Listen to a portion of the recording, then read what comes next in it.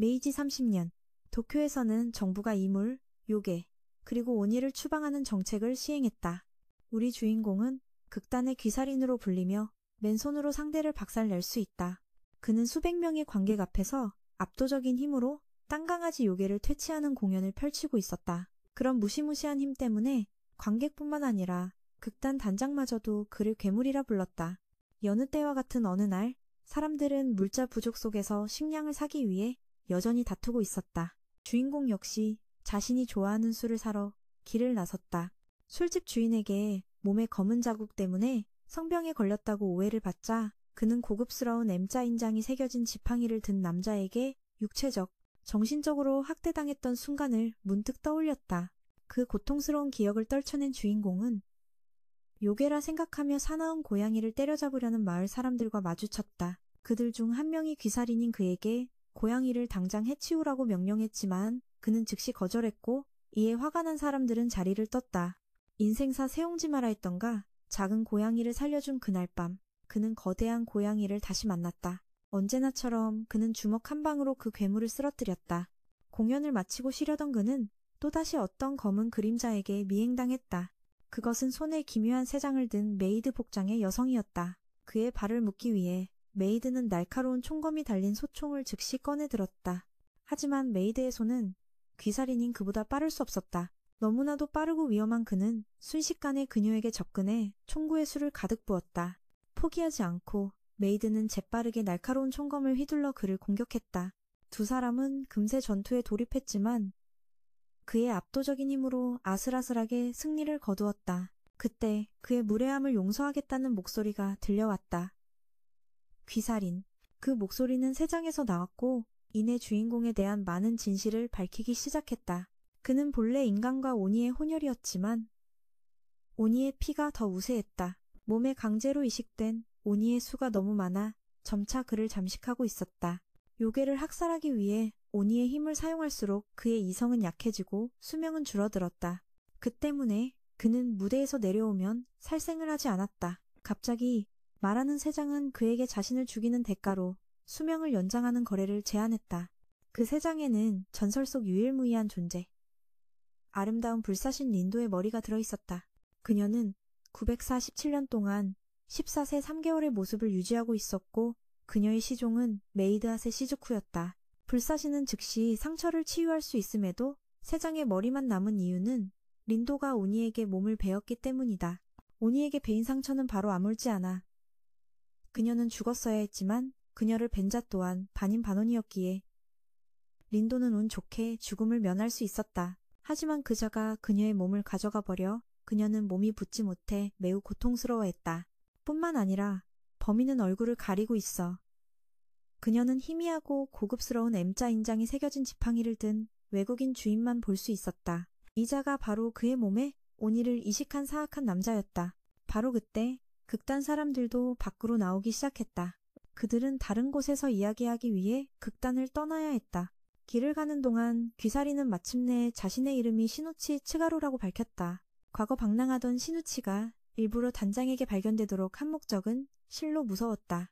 그는 자신 안에 오니의 힘을 많이 사용하면 일찍 죽게 될 것을 알고 있었기에 수백 명의 호전적인 관객들이 자신을 응원하는 서커스 안에서 즐겁게 죽고 싶었던 것이다. 하지만 그게 전부가 아니었다. 그가 오니에게 잠식당해 통제력을 잃으면 그 거만한 관객들을 모두 학살하는 모드로 돌변할 것이기 때문이다.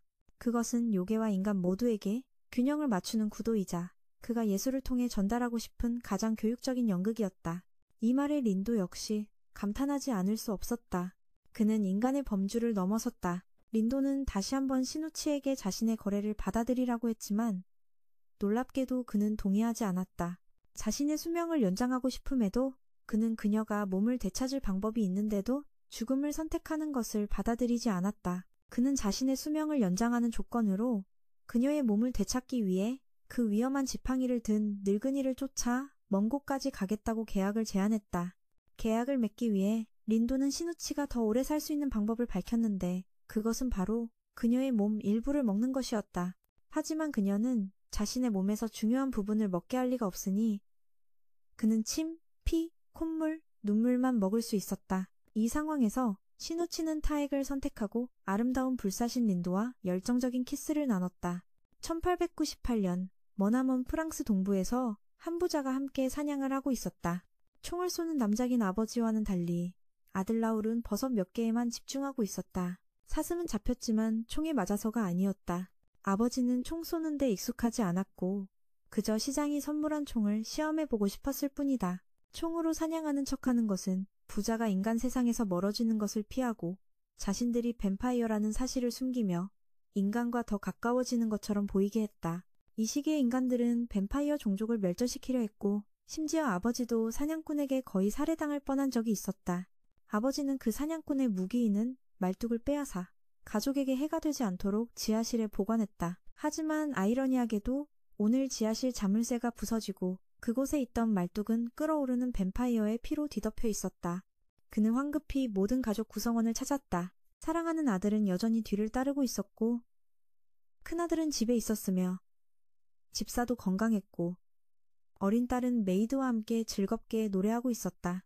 남은 사람은 단 한 명, 가슴에 큰 상처를 입은 채 의자에 앉아있는 아름다운 부인이었다. 붉은 피가 아름다운 장미꽃잎처럼 흘러내리며 가족을 위해 인간을 인내해온 남작의 비통함을 더욱 짙게 했다.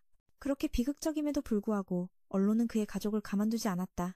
부인을 잔인하게 살해한 행위였음에도 그들은 뱀파이어에게는 인권이 없다고 생각했기 때문에 범인이 법의 처벌을 받지 않기를 바랐다. 남작의 가족과 동맹들은 오래전에 인권을 얻는 대가로 인간의 피를 빨지 않겠다는 조약을 맺었다. 심지어 남작은 정기적으로 아이들을 교회에 데려갔지만 그들이 인간과 평등할 수 없다는 것을 경고하기 위해 암살자가 부인을 죽인 것이다.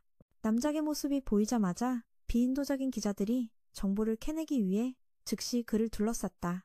오직 14세의 여기자 애니 커버만이 남작의 가족이 정의를 얻을 자격이 있다고 진심으로 믿었고 경찰이 사건 조사를 중단한 것은 차별이라고 생각했다. 이에 공감하며 남작은 가족이 사건을 직접 조사하기 위해 괴물 전문 탐정 2명을 고용했다고 밝혔다. 그 두 탐정의 이름은 낯설지 않았다. 바로 불사신 린도아야, 일명 세장 운반자, 그리고 우리의 귀살인 시누치 츠가루였다. 우리의 두 유명한 탐정은 유럽에서 많은 사건을 해결했다. 이제 그들은 메이드 시즈쿠와 함께 마차 안에서 즐겁게 대화하며 부인의 비극적인 살인사건을 해결하기 위해 남작의 성으로 향하고 있었다. 도착하자마자 주인공은 어수룩한 마부의 돈을 떼먹으려는 듯했다. 린도가 마부의 아내에게 술 마시는 걸 금지당해 잔소리를 듣는 가정사까지 일궈냈음에도 주인공은 여전히 일프랑을 떼먹고 남작의 가족에게 직접 돈을 받아내라고 했다. 남작의 가족은 정중하게 그를 객실로 안내하고 마차 요금을 지불했다. 이때 방에는 남작과 그의 두 아들 그리고 탐정단 세 사람만 남아있었다.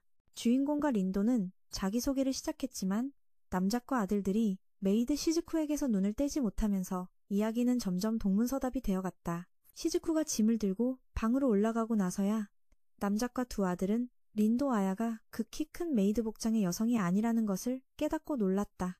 바로 세장이었다. 그들은 린도가 머리만 남았음에도 여전히 살아있다는 것을 깨닫고 더욱 경악했다.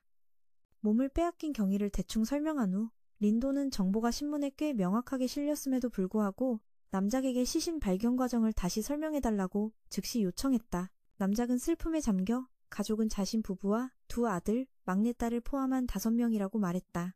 그 외에도 남작의 오랜 친구인 집사와 순진한 메이드, 2명의 하인이 있었다. 부인은 예전에 인간이었고 가구를 수리하는 취미를 계속 유지하고 있었다.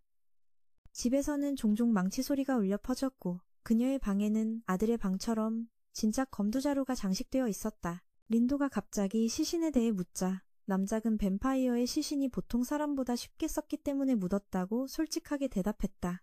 다행히 집에 사진기가 있어서 그는 아내의 마지막 모습을 찍어두었습니다. 그 사진을 보고 린도는 즉시 흉기가 말뚝이라는 것과 저항한 흔적이 없는 것으로 보아 부인이 깊이 잠들었을 때 범인이 손을 썼을 것이라 추리해냈습니다.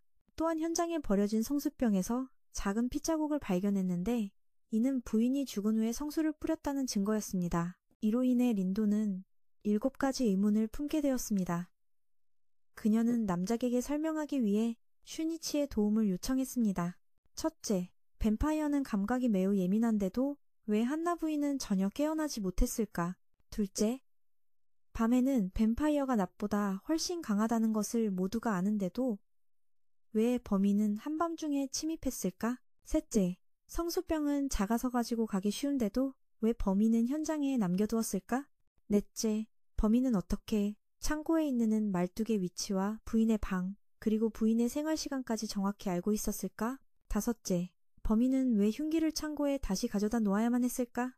여섯째, 린도가 가장 신경 쓰던 부분이었는데 우리의 사고뭉치 주인공이 프레젠테이션을 돕느라 손가락을 다 썼는데도 아직 끝나지 않자 말을 끊었습니다. 다음 프레젠테이션 방식을 논의하던 중 남작의 막내딸도 살금살금 다가왔습니다. 그 아이는 아멘의 행동에 놀라 울음을 터뜨리며 달아나 버렸습니다. 이번 화는 중요한 2가지 의문점을 남긴 채 끝이 납니다. 남작 가족과의 식사는 매우 성대했습니다. 아멘, 시니치, 그리고 어리숙한 마부 앞에 차려진 맛있는 음식에 시니치는 즐겁게 식사했습니다. 반면 남작 가족 앞에는 신선한 피 한 그릇만이 놓여 있었습니다. 그들은 힘을 유지하기 위해 매달 정기적으로 신선한 피를 마셔야 했습니다. 남작의 2 아들은 이 낯선 2 탐정을 매우 불쾌하게 여겼는데 동생이 아멘이 마부의 돈을 떼먹으려던 것을 봤기 때문입니다. 처음에는 멀리서 온 2 탐정이 궁금해서 동생이 몰래 뒤를 밟았습니다.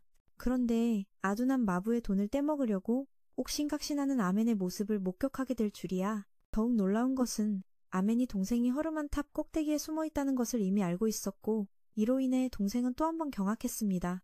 그런 재능을 보여줬음에도 불구하고 형은 이 유능한 2 탐정을 그저 사기꾼이라고 생각했습니다. 하지만 어리숙한 마부는 그들을 굳게 믿으며 린도가 어떻게 자기 아내에 대해 아는지 물어보려 했습니다. 린도는 태연하게 대답했습니다. 해답은 바로 그의 옷에 있다고. 꼼꼼하게 다시 꿰맨 단추와 깨끗하게 닦인 배 부분을 분석해보면 마부의 아내가 매우 세심한 사람이라는 것을 알 수 있었습니다. 하지만 배 부분이 깨끗하게 세탁된 것으로 보아 마부가 술을 자주 마시고 옷에 음식을 흘리기 때문이라는 것도 알 수 있었습니다. 그가 입고 있는 셔츠는 일주일 정도 세탁하지 않았지만 더럽지 않았습니다. 이를 통해 그가 아내에게 혼나서 그동안 술을 마시지 않았다는 것을 추리할 수 있습니다. 세심한 아내는 남편이 술을 마시고 옷을 더럽히는 것에 몹시 지쳐 있었습니다. 이것이 린도의 결론이었습니다. 이 놀랍도록 정확한 추리를 들은 마부는 눈물을 터뜨렸고 동시에 남작가의 장남의 생각도 바꾸어 놓았습니다. 그는 영국의 유명한 탐정 셜록 홈스를 떠올렸습니다. 하지만 린도는 자신은 그 천재와 비교할 수 없으며 그를 만나고 싶지도 않다고 겸손하게 말했습니다. 그때 그녀가 갑자기 남작에게 물었습니다. 사건에 대해 계속해서 그녀는 살인사건이 일어난 날 밤에 온 가족이 오늘처럼 함께 식사를 했는지 물었습니다. 남작이 그렇다고 대답하자 그녀는 식사가 몇 시에 끝났는지 다시 물었습니다. 남작은 12시 30분, 즉 시신이 발견되기 1시간 전이라고 대답했습니다. 계속해서 모든 가족 구성원의 행적을 조사했습니다. 한나 부인은 별다른 이상한 점 없이 식사 후 방에 들어가 쉬고 싶어 했습니다. 남작은 2층 서재로 가서 장남과 잠시 이야기를 나눴고 막내딸도 방에서 함께 장난감을 가지고 놀고 있었습니다. 1시간여 후 3사람은 모두 로비로 나왔습니다. 남작은 평소처럼 사냥총을 가지러 창고에 들어갔고 그때 창고에는 아무런 이상이 없었습니다. 집을 나서자 남작은 나무를 보러 숲에 따라가고 싶다는 차남을 만났고 그 후 2 부자는 숲으로 사냥을 갔습니다. 아버지는 깊은 숲속에서 총을 쐈지만 한 발도 맞히지 못했습니다. 장남의 경우 아버지가 사냥을 간 동안 방으로 돌아가 혼자 책을 읽었습니다. 식사를 마친 직후 30분 동안 어디에 있었는지 차남에게 물었을 때 그의 태도는 매우 의심스러웠습니다. 그는 자신이 의심받고 있다고 생각해 불쾌하며 날카롭게 굴었지만 린도는 그뿐만 아니라 가족 구성원 모두가 범인일 수 있다고 생각했습니다. 잠시 후 그는 그 시간 동안 계속 방에 있었으며 아무 소리도 듣지 못했다고 대답했습니다. 한여를 신문할 차례가 되자 그녀는 평소 일정대로 12시 30분에 주방을 청소하고 일시에 세탁실로 갔다고 소심하게 대답했습니다. 가는 길에 심심해하는 막내딸을 만나 노래를 부르며 함께 빨래를 하려고 데려갔습니다. 그 시간 동안 그녀는 화장실에 한 번 갔는데 2분 정도 걸렸습니다. 마지막으로 집사. 그는 항상 지하에서 혼자 일했으며 차남처럼 아무 소리도 듣지 못했습니다. 모든 증언을 듣자마자 아름다운 탐정 린도는 즉시 결론을 내렸습니다. 범인은 장남 클라와 집사일 수밖에 없다고. 아버지는 집안 사람이 부인을 해쳤을 리가 없다며 격렬하게 반발했습니다. 바로 그때 막내딸이 울음을 터뜨리며 식사 자리를 떠났습니다. 사건 해결은 잠시 중단되었습니다. 방으로 돌아가는 길에 맨, 하녀 시즈쿠, 그리고 린도는 잡담을 나누고 있었습니다. 린도는 두 가지 불합리한 점에 대해 계속 고심하다가 결국 시즈쿠에게 저 두 아인을 감시해달라고 부탁했습니다.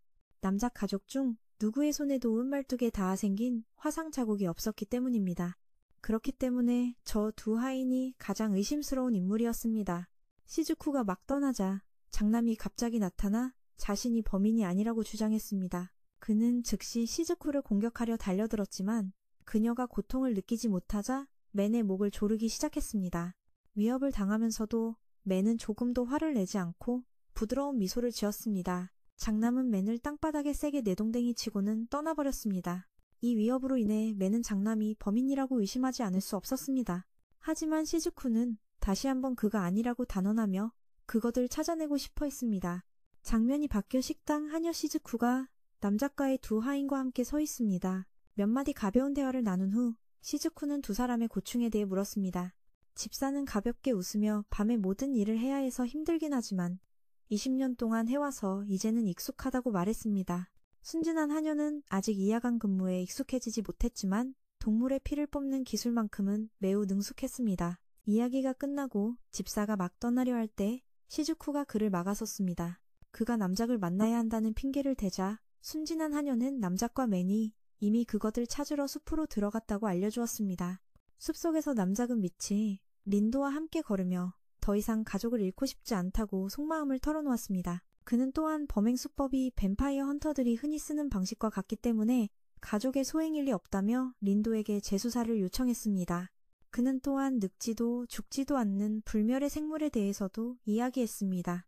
린도는 그런 생물도 악마에게 살해당하면 분명히 죽을 것이라고 차분하게 말했습니다. 하지만 악마는 방어력이 약하고 꽤 멍청해서 가장 강한 종족은 아니라고 했습니다.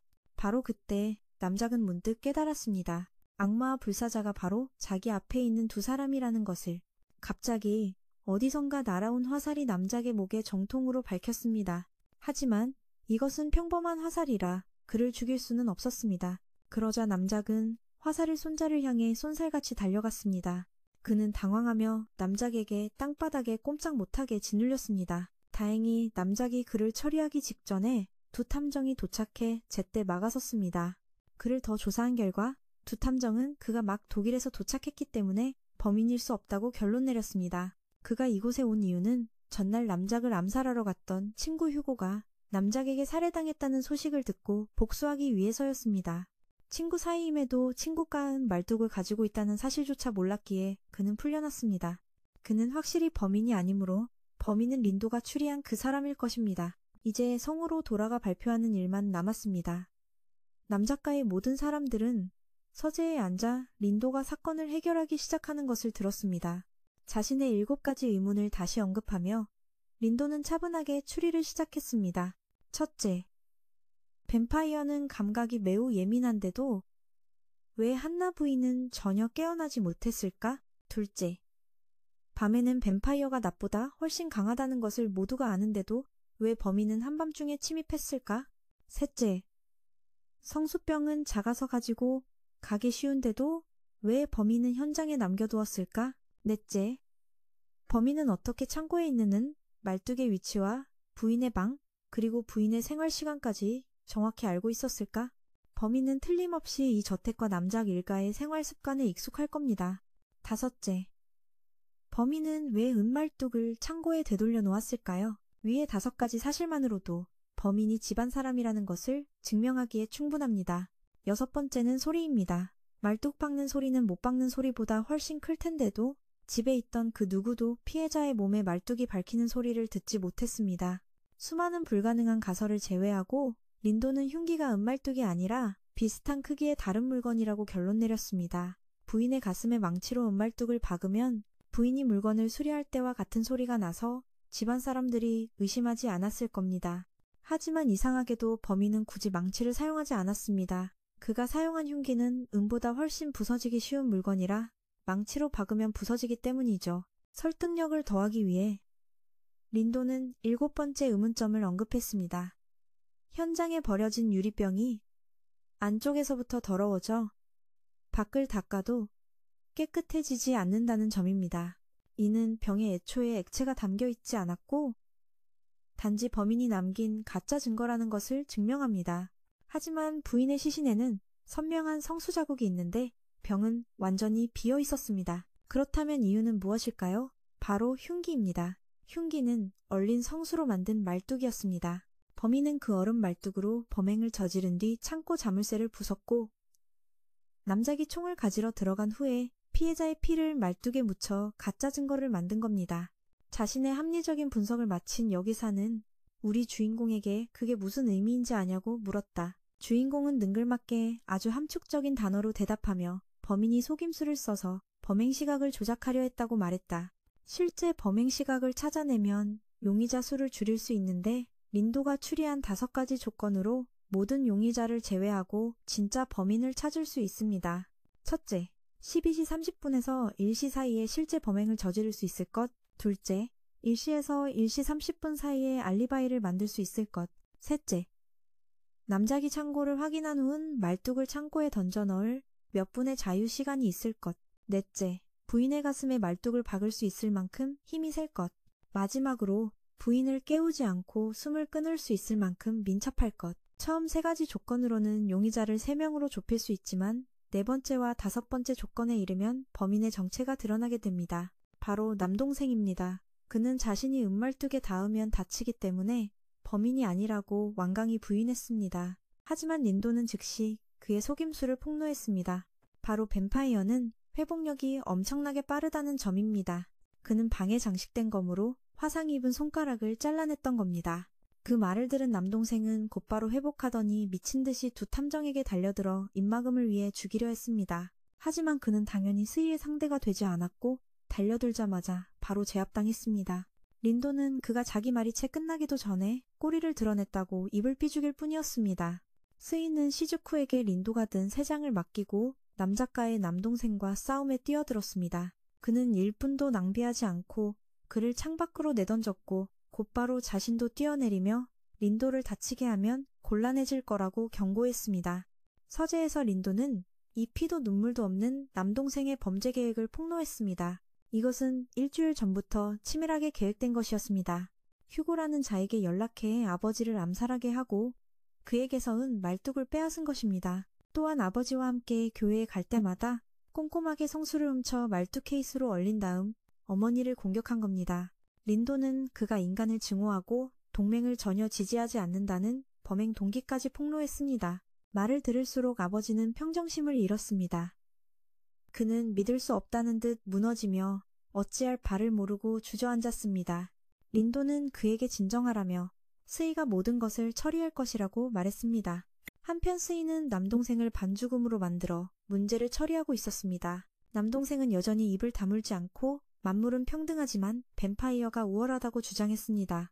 우월하다는 남동생의 정신을 차리게 하기 위해 스이는 귀신 살해자 모드를 켜고 정신이 번쩍 들게 몇 대 때려주었습니다. 그는 요괴 퇴치 시대에 일본의 요괴 사냥 특수부대에서 특별 훈련을 받은 혼혈온이라고 자신을 소개하기 시작했습니다.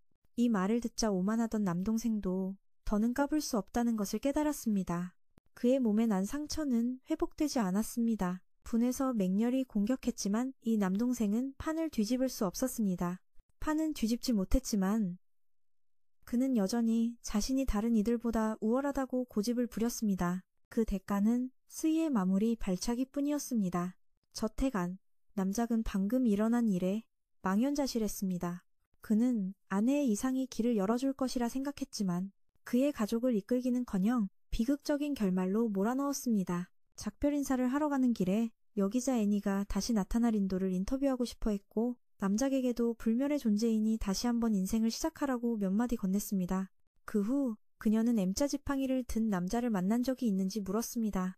남작은 그 남자가 지난주에 막 떠났다고 말했습니다. 애니는 재빨리 츠이에게 사건에 대한 소감을 물었습니다. 그는 그저 웃으며 남작이 3번 아내를 잃었고 이 3번째 아내의 죽음 다음에는 그의 차례가 될 것이라고 대답했습니다. 에피소드는 오페라의 유령, 에릭이 호화로운 배 위에서 묶여있는 장면으로 시작된다. 그를 배에 묶어놓은 사람은 잘생긴 금발의 궤도루팡이었다. 이 황홀할 정도로 잘생긴 도둑의 목적은 전설 속 철옹성 같은 저택 필리어스 포그 가문의 마지막 전야 보석을 훔치는데 그를 끌어들이는 것이었다. 설상가상으로 셜록 홈즈도 런던에 있어 이 범행은 시작도 전에 실패한 것이나 다름없었다. 하지만 루팡은 자신이 성공할 것이라고 매우 자신만만하게 말했다. 에릭은 그 말을 듣고 이 불가능한 임무에 동참하기로 했다. 이 잘생긴 궤도는 필리어스 가문의 예고장을 보내 많은 탐정을 끌어모았고 그 중에는 물론 우리의 동양 탐정 콤비도 빠질 수 없었다. 탐정 일행 3명은 조사를 위해 지팡이 가게로 향했다. 가게 주인은 싹싹하게 사용자에 대해 물으며 물건을 팔 수 있겠다는 생각에 들떠 있었다. 하지만 세장덮개가 거치고 아야의 머리가 보이자 그는 충격으로 눈이 뒤집히며 기절해버렸다. 세 사람은 그의 고객장부를 챙겨 즐겁게 가게를 나섰다. 얼마 가지 않아 그들은 낯선 남자 2명에게 가로막혔다. 그들은 세 사람에게 그 가게의 고객 명단을 돌려달라고 요구했다.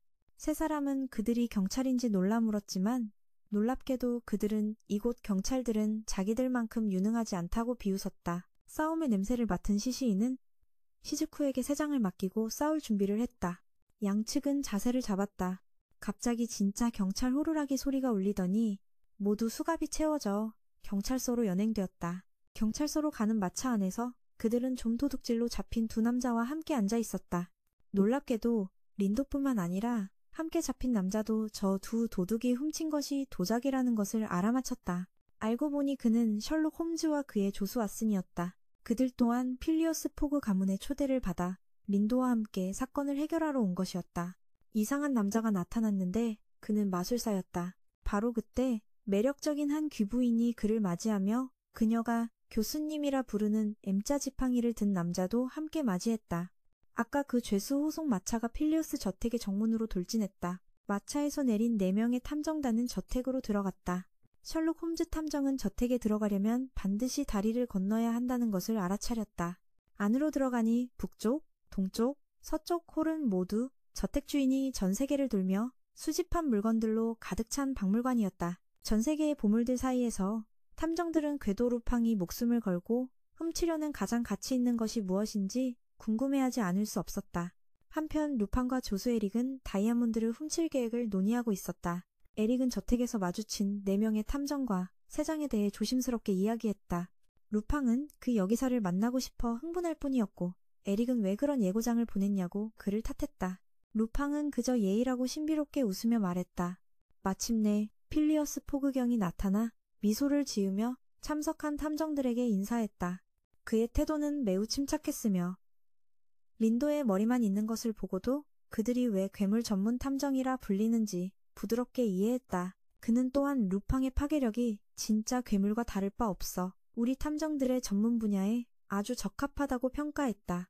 셜록 홈즈는 루팡을 조사하기 위해 탐정을 2이나 고용하는 것은 과하다고 생각했다. 린도도 지지 않고 자신 혼자만으로도 문제를 해결하기에 충분하다고 말했다.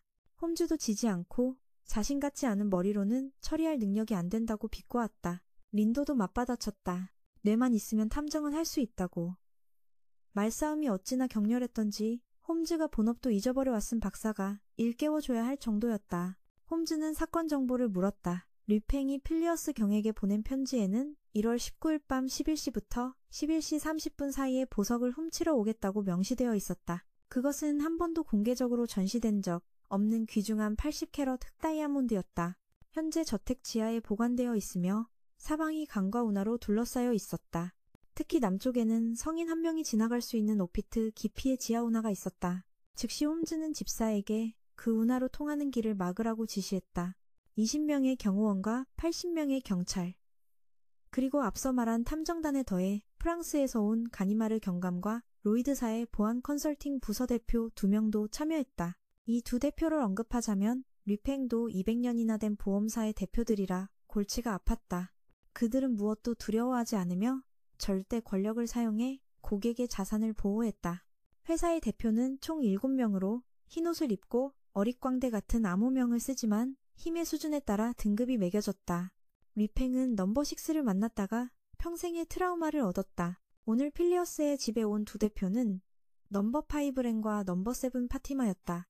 렌은 린도와 시니치에게 노골적으로 불쾌감을 드러냈는데 그들이 인간이 아니며 보험사의 가장 큰 잠재적 위협이기 때문이었다. 우리 오빠는 렌이 거칠어 보이면서도 지하로 내려가는 것을 피하는 것 같다는 것을 예리하게 알아차렸다. 심지어 넘버 7 파티마가 그를 애원하며 끌고 내려가야 했다. 광활한 지하를 가로지르는 다리를 건너자 2명의 경비원이 자물쇠를 풀기 시작했다. 필리어스 경이 자신의 비밀 열쇠를 사용해 지하의 문을 완전히 열었다. 지하는 예전에 징벌실로 사용되었으나 지금은 필리어스 경이 정교한 금고가 놓여 있었다. 금고에 복잡한 자물쇠를 열자 모두가 그 귀한 다이아몬드의 정교함에 놀라움을 금치 못했다. 다이아몬드는 14세기에 발굴되었다. 피처럼 붉은 여명, 시체처럼 보랏빛인 황혼이라는 섬뜩한 글귀가 새겨져 있었다. 달빛이 비추니 이 추한 날을 보지 마오. 내 몸 안에는 늑대가 있으니. 이 말에 린도는 즉시 남부 독일에서 전해지는 보석의 전설을 떠올렸다. 그곳에는 늑대인간에게 멸족당한 난쟁이 부족이 있었다. 그들은 2가지를 만들어 복수했다. 하나는 부서지지 않는 보석이었고 다른 하나는 적이 열 수 없는 정교한 금고였다. 린도는 끝까지 보석을 지키겠다고 굳게 다짐했다. 협회로 돌아와서 붉은머리 여인과 그녀의 동료들은 류팽이 자신들이 훔치려던 물건을 노리는 것에 매우 불쾌해하고 있었다. 이 무리는 이전에도 린도와 시즈쿠와 충돌한 적이 있었다. 탐정단은 지하에 잠입하는 것이 거의 불가능하다는 것을 깨닫고 류팽이 현장에 있는 사람 중 한 명으로 변장할 것이라고 생각하기 시작했다. 홈즈는 필리어스 경에게 계획대로 하라고 일러두었고 스니도 린도에게 계획이 있냐고 걱정스럽게 물었다. 그녀는 그저 의미심장하게 미소 지으며 자신의 계획이 어리석어 보일 수 있다고 말하고 이시카와 고에문을 암시하며 맨오빠를 고민에 빠뜨렸다. 우리 맨오빠는 짐을 다 잃어버린 것과 지배방법이 얼마나 중요한지에 대해 횡설수설하기 시작했다. 시즈쿠가 화를 내기도 전에 맨오빠는 감자장수가 손님에게 식초를 넣을 필요 없다고 말하는 소리에 정신이 팔렸다. 그는 맛을 보기 위해 바로 하나를 사러 달려갔고 시즈쿠는 린도를 도와 마담 투소 밀라 민영 박물관의 주소를 물었다. 왓슨 박사가 계단을 오르자 셜록 홈즈가 편안하게 앉아 서류를 읽고 있는 것이 보였다. 왓슨은 정중하게 홈즈가 바쁘냐고 물었지만 홈즈는 웃으며 모든 일을 끝냈다고 말했다. 왓슨은 놀랐다. 왜 오늘 밤 필리어스 경이 집을 보호할 계획에 대해 논의하지 않는 걸까? 홈즈는 침착하게 상대방이 공격을 시작하는 쪽이고 필리어스 경의 집에는 이미 경비 인력이 너무 많다고 대답했다. 왓슨이 놀라서 되물었다. 홈즈는 경비병들을 믿지 않지 않았나? 홈즈는 그건 어제의 이야기고 오늘은 다르다고 의미심장하게 말했다. 그는 또한 지금 매우 즐겁다고 미소 지으며 말했다. 류팽과 함께 체스게임처럼 지략 대결을 펼치게 된 것이 그를 정말 흥분시켰다. 그러나 마이크로프트가 들어와 의자에 앉은 홈즈를 봤다고 알리며 그의 흥분을 깨뜨렸다. 동생을 보고 기뻐하는 대신 마이크로프트는 짜증스럽게 물었다. 넌 누구냐? 홈즈가 비꼬며 말했다. 형은 자기 동생도 못 알아보는 건가? 마이크로프트는 더욱 짜증을 내며 똑같이 생겼지만 의자에 앉은 사람은 자신의 동생이 아니라고 말했다. 그는 3일 전에 마지막으로 만났을 때 동생이 손톱을 깎는 것을 봤는데 여기 앉은 사람의 손톱은 매우 길다고 말했다. 홈즈는 웃으며 그것이 자기 앞에 앉은 사람이 홈즈가 아니라는 것을 증명할 수는 없다고 말했다. 하지만 바로 증명할 수 있는 사람이 있었으니 바로 진짜 홈즈가 걸어 들어온 것이었다. 의자에 앉은 홈즈는 여전히 자신감 있게 소개했다. 안녕하세요. 저는 셜록 홈즈입니다. 하지만 문에 서 있던 홈즈가 단도직입적으로 물었다. 당신은 아르센 류팽, 맞죠? 그 말을 기다렸다는 듯 류팽은 얼굴에서 가면을 찢어내고 의미심장한 미소를 지었다. 다시 맨오빠에게로. 감자를 다 먹은 후 그는 시즈쿠, 린도와 함께 밀랍 인형 박물관으로 향하고 있었다. 그는 궁금해하지 않을 수 없었다. 런던에 와서 왜 밀랍 인형 박물관에 가야 하는 거지? 시즈쿠는 그에게 K왕제의 방이라는 특별 전시실이 있는데 그곳에는 매우 불쌍한 인형들이 전시되어 있다고 설명했다. 맨오빠는 인형처럼 생긴 것들은 질리도록 봤다고 말했다. 이 말에 한여 시즈쿠는 손가락 마디를 꺾으며 그에게 주먹을 날릴 준비를 했다. 우리 맨오빠는 재빨리 화제를 돌려 린도에게 홈즈의 집에 가고 싶냐고 물었다. 이상하게도 긴 침묵이 답으로 돌아오자 그는 걱정스럽게 세 장을 덮고 있는 천을 들어 올렸다. 세 장 안에서 갑자기 소리쳤다. 북북 써. 이상 무. 알고 보니 우리 어수룩한 맨오빠가 진짜 세 장을 잘못 들고 온 것이었다. 이 어설픔에 시즈쿠는 주저없이 그에게 주먹 한 방을 날렸다. 셜록 홈즈의 사무실 안에서도 팽팽한 논쟁이 벌어지고 있었다. 홈즈는 류팽의 승률이 거의 0에 가깝다고 경고했다. 하지만 류팽은 바로 대답하지 않고 대신 홈즈에게 열쇠의 용도가 무엇인지 물었다. 홈즈는 무언가를 잠그기 위한 것이라고 대답했다. 하지만 류팽은 비웃으며 열쇠는 잠금을 풀기 위한 것이라고 말했다. 그는 홈즈가 열 수 있다면 자신도 못 열 이유가 없다고 자신했다. 자신감 넘치는 얼굴로 류팽은 왓슨과 홈즈에게 작별을 고하고 창문 밖으로 뛰어내려 지나가는 마차에 올라타며 다시 만나자고 말했다. 에릭이 그 마차를 몰고 있었고 류팽에게 홈즈와 이야기를 나눴는지 다정하게 물었다. 금발의 남자는 함께 차까지 마셨다며 2개의 씨앗을 성공적으로 심었다고 즐겁게 말했다. 기차가 떠나기 전 잠시 돌아다니려던 두 형제는 시즈쿠를 칠 뻔했지만 다행히 급브레이크를 밟아 그녀를 피했다. 류팽은 가볍게 뛰어내려 그녀에게 무엇을 찾고 있는지 물었다. 시즈쿠는 감정 없이 세상을 본 적 있냐고 물었고 아니라는 대답을 듣자 예의 바르게 떠났다. 하지만 류팽이 그녀를 그냥 보내줄 리가? 그는 그녀를 따라가 마차에 타라고 권했고 그렇게 세 사람은 에릭이 모는 마차에 함께 탔다. 스니치도 세장을 찾다가 면접을 보러 가던 애니와 우연히 마주쳤다. 다시 홈즈 일행에게로 그들은 이상한 가면을 쓴 에릭을 보았다. 그들은 에릭이 오페라의 유령 중 한 명일 것이라고 재빨리 추측했지만 정확히 어느 오페라 극장인지는 알지 못했다. 마이크로프트와 왓슨은 류팽이 왜 그렇게 위험을 무릅쓰고 홈즈를 만나러 왔는지 더 궁금해했다. 홈즈는 그것이 신사의 규칙이며 어떤 신사도 자신이 어떻게 게임을 할 것인지에 대해 거짓말하지 않는다고 대답했다. 마이크로프트는 홈즈에게 보험사에서 온 두 대표를 조심하라고 일렀다. 그들의 목적은 보석을 지키는 동맹이 아니라 요괴를 퇴치하는 것이었다. 그들이 노리는 것은 안에 있는 보석보다 늑대인간을 제압할 수 있는 상자였고 그 후 그를 쫓아가 상자를 되찾되 류팽에게 훔친 죄를 뒤집어 씌우려는 것이었다. 그 계획을 듣고도 홈즈는 여전히 보석을 되찾을 자신이 있었다. 하지만 마이크로프트는 밖으로 나가면서 단도직입적으로 물었다. 바리츠라도 쓸 셈인가? 자네도 이제 젊지 않아. 불리한 상황에 처하자 왓슨과 홈즈는 두 동양인 탐정을 믿을 수 있을지 보험사 직원 2명에게 그들이 당할 경우를 고려하며 논의했다. 보험사에게 살해당할 경우를. 린도의 불사 능력을 떠올린 바로 그 순간 린도의 세 장을 들고 있던 사람은 그녀를 발견하고는 깜짝 놀라 그녀의 머리를 길바닥에 떨어뜨렸다. 갑자기 차 한 대가 쏜살같이 지나가며 그녀의 머리를 두 동강 내버렸다. 지난번에 좀도둑 2명이 돌아와 그녀가 두 조각 난 머리에서 다시 회복하는 장면을 목격했다. 린도는 그들에게 잠시 태워달라고 정중히 부탁했지만 간사한 표정의 두 남자는 그녀를 차에 강제로 태웠다. 바로 그때 시즈쿠의 차가 지나가다 차 뒤에 뒹굴고 있는 주인 아가씨의 머리 형상을 언뜻 보게 된다. 시즈쿠는 루팡, 에릭과 함께 핸들을 꺾어 뒤를 쫓았다.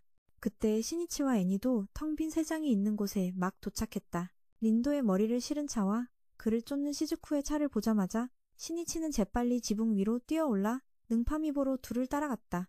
애니도 재빨리 한 노인의 자전거를 빌려 추격전에 합류했다. 얼마 지나지 않아 시니치가 따라잡았다. 그는 도둑들의 차로 바로 뛰어내려 린도를 다시 세 장 안에 넣었다.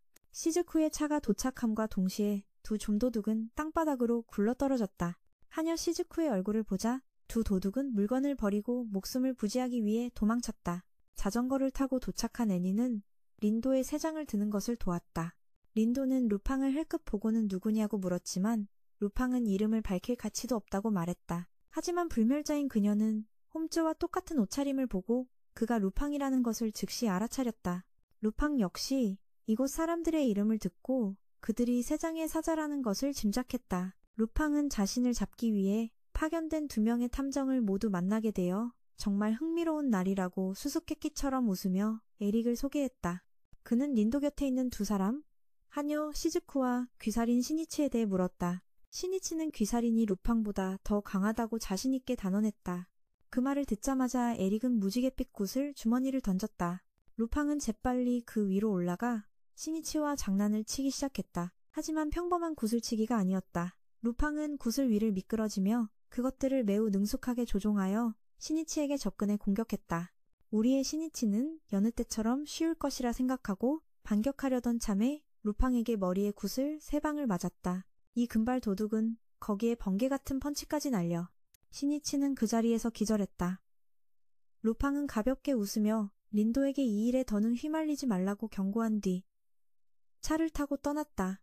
하지만 린도는 위협받기는커녕 오히려 더 자신감 있게 필리어스의 집으로 가서 이것이 다가올 광대극을 위한 준비라고 말했다. 린도 일행은 홈즈와 다른 경비원들과 함께 지하로 내려가는 대신 막루 꼭대기로 올라가 감시하기로 했다. 보험사 대표 2명이 지상에서 지키겠다고 하자 홈즈는 즉시 루팡이 보석을 훔치기 쉽게 하려는 거냐며 비꼬았다. 두 보험사 직원은 단지 재산을 지키고 싶을 뿐이라고 확신하며 자리를 떴다. 필리어스 경에게 보석이 아직 금고에 있다는 것을 재차 확인한 후 경비원은 지하문을 닫기 시작했다. 5사람은 예고된 절도 시간 50분 전 상자 주위에 앉아 있었다. 중앙홀에서 들려온 큰 소리에 많은 경비원들이 구경하러 몰려들었다. 지하에서 홈즈는 총을 뽑아 문에 달린 모든 자물쇠를 쏴버렸다. 그는 루팡이 어떤 자물쇠든 열 수 있다는 것을 알고 있었다. 그렇다면 처음부터 자물쇠가 없다면 루팡도 열 수 없을 것이다. 10시 55분 긴장감이 극에 달했다. 필리어스 경은 왓슨과 홈즈에게 금고를 손으로 잡고 있으라고 요청했다. 시계가 째깍거리고 지금은 11시가 되었다. 지진이 방 전체를 흔들고 환풍구에서 샘물이 쏟아져 내렸다.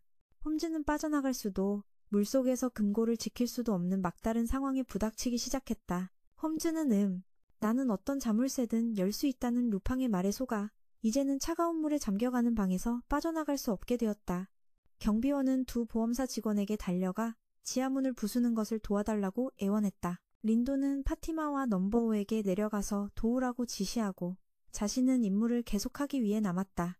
넘버5는 견고한 문을 꿰뚫는 화살을 쏘아 물이 빠져나갈 큰 구멍을 뚫는데 도움을 주었다.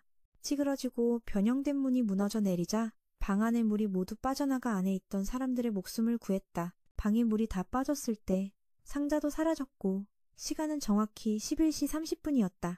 이 순간은 또한 경감이 이 궤도에게 11번째 패배를 기록한 순간이기도 했다. 막다른 상황 속에서 파티마는 다리에서 탈출로를 막으면 루팡을 잡을 기회가 있을 것이라고 제안했다.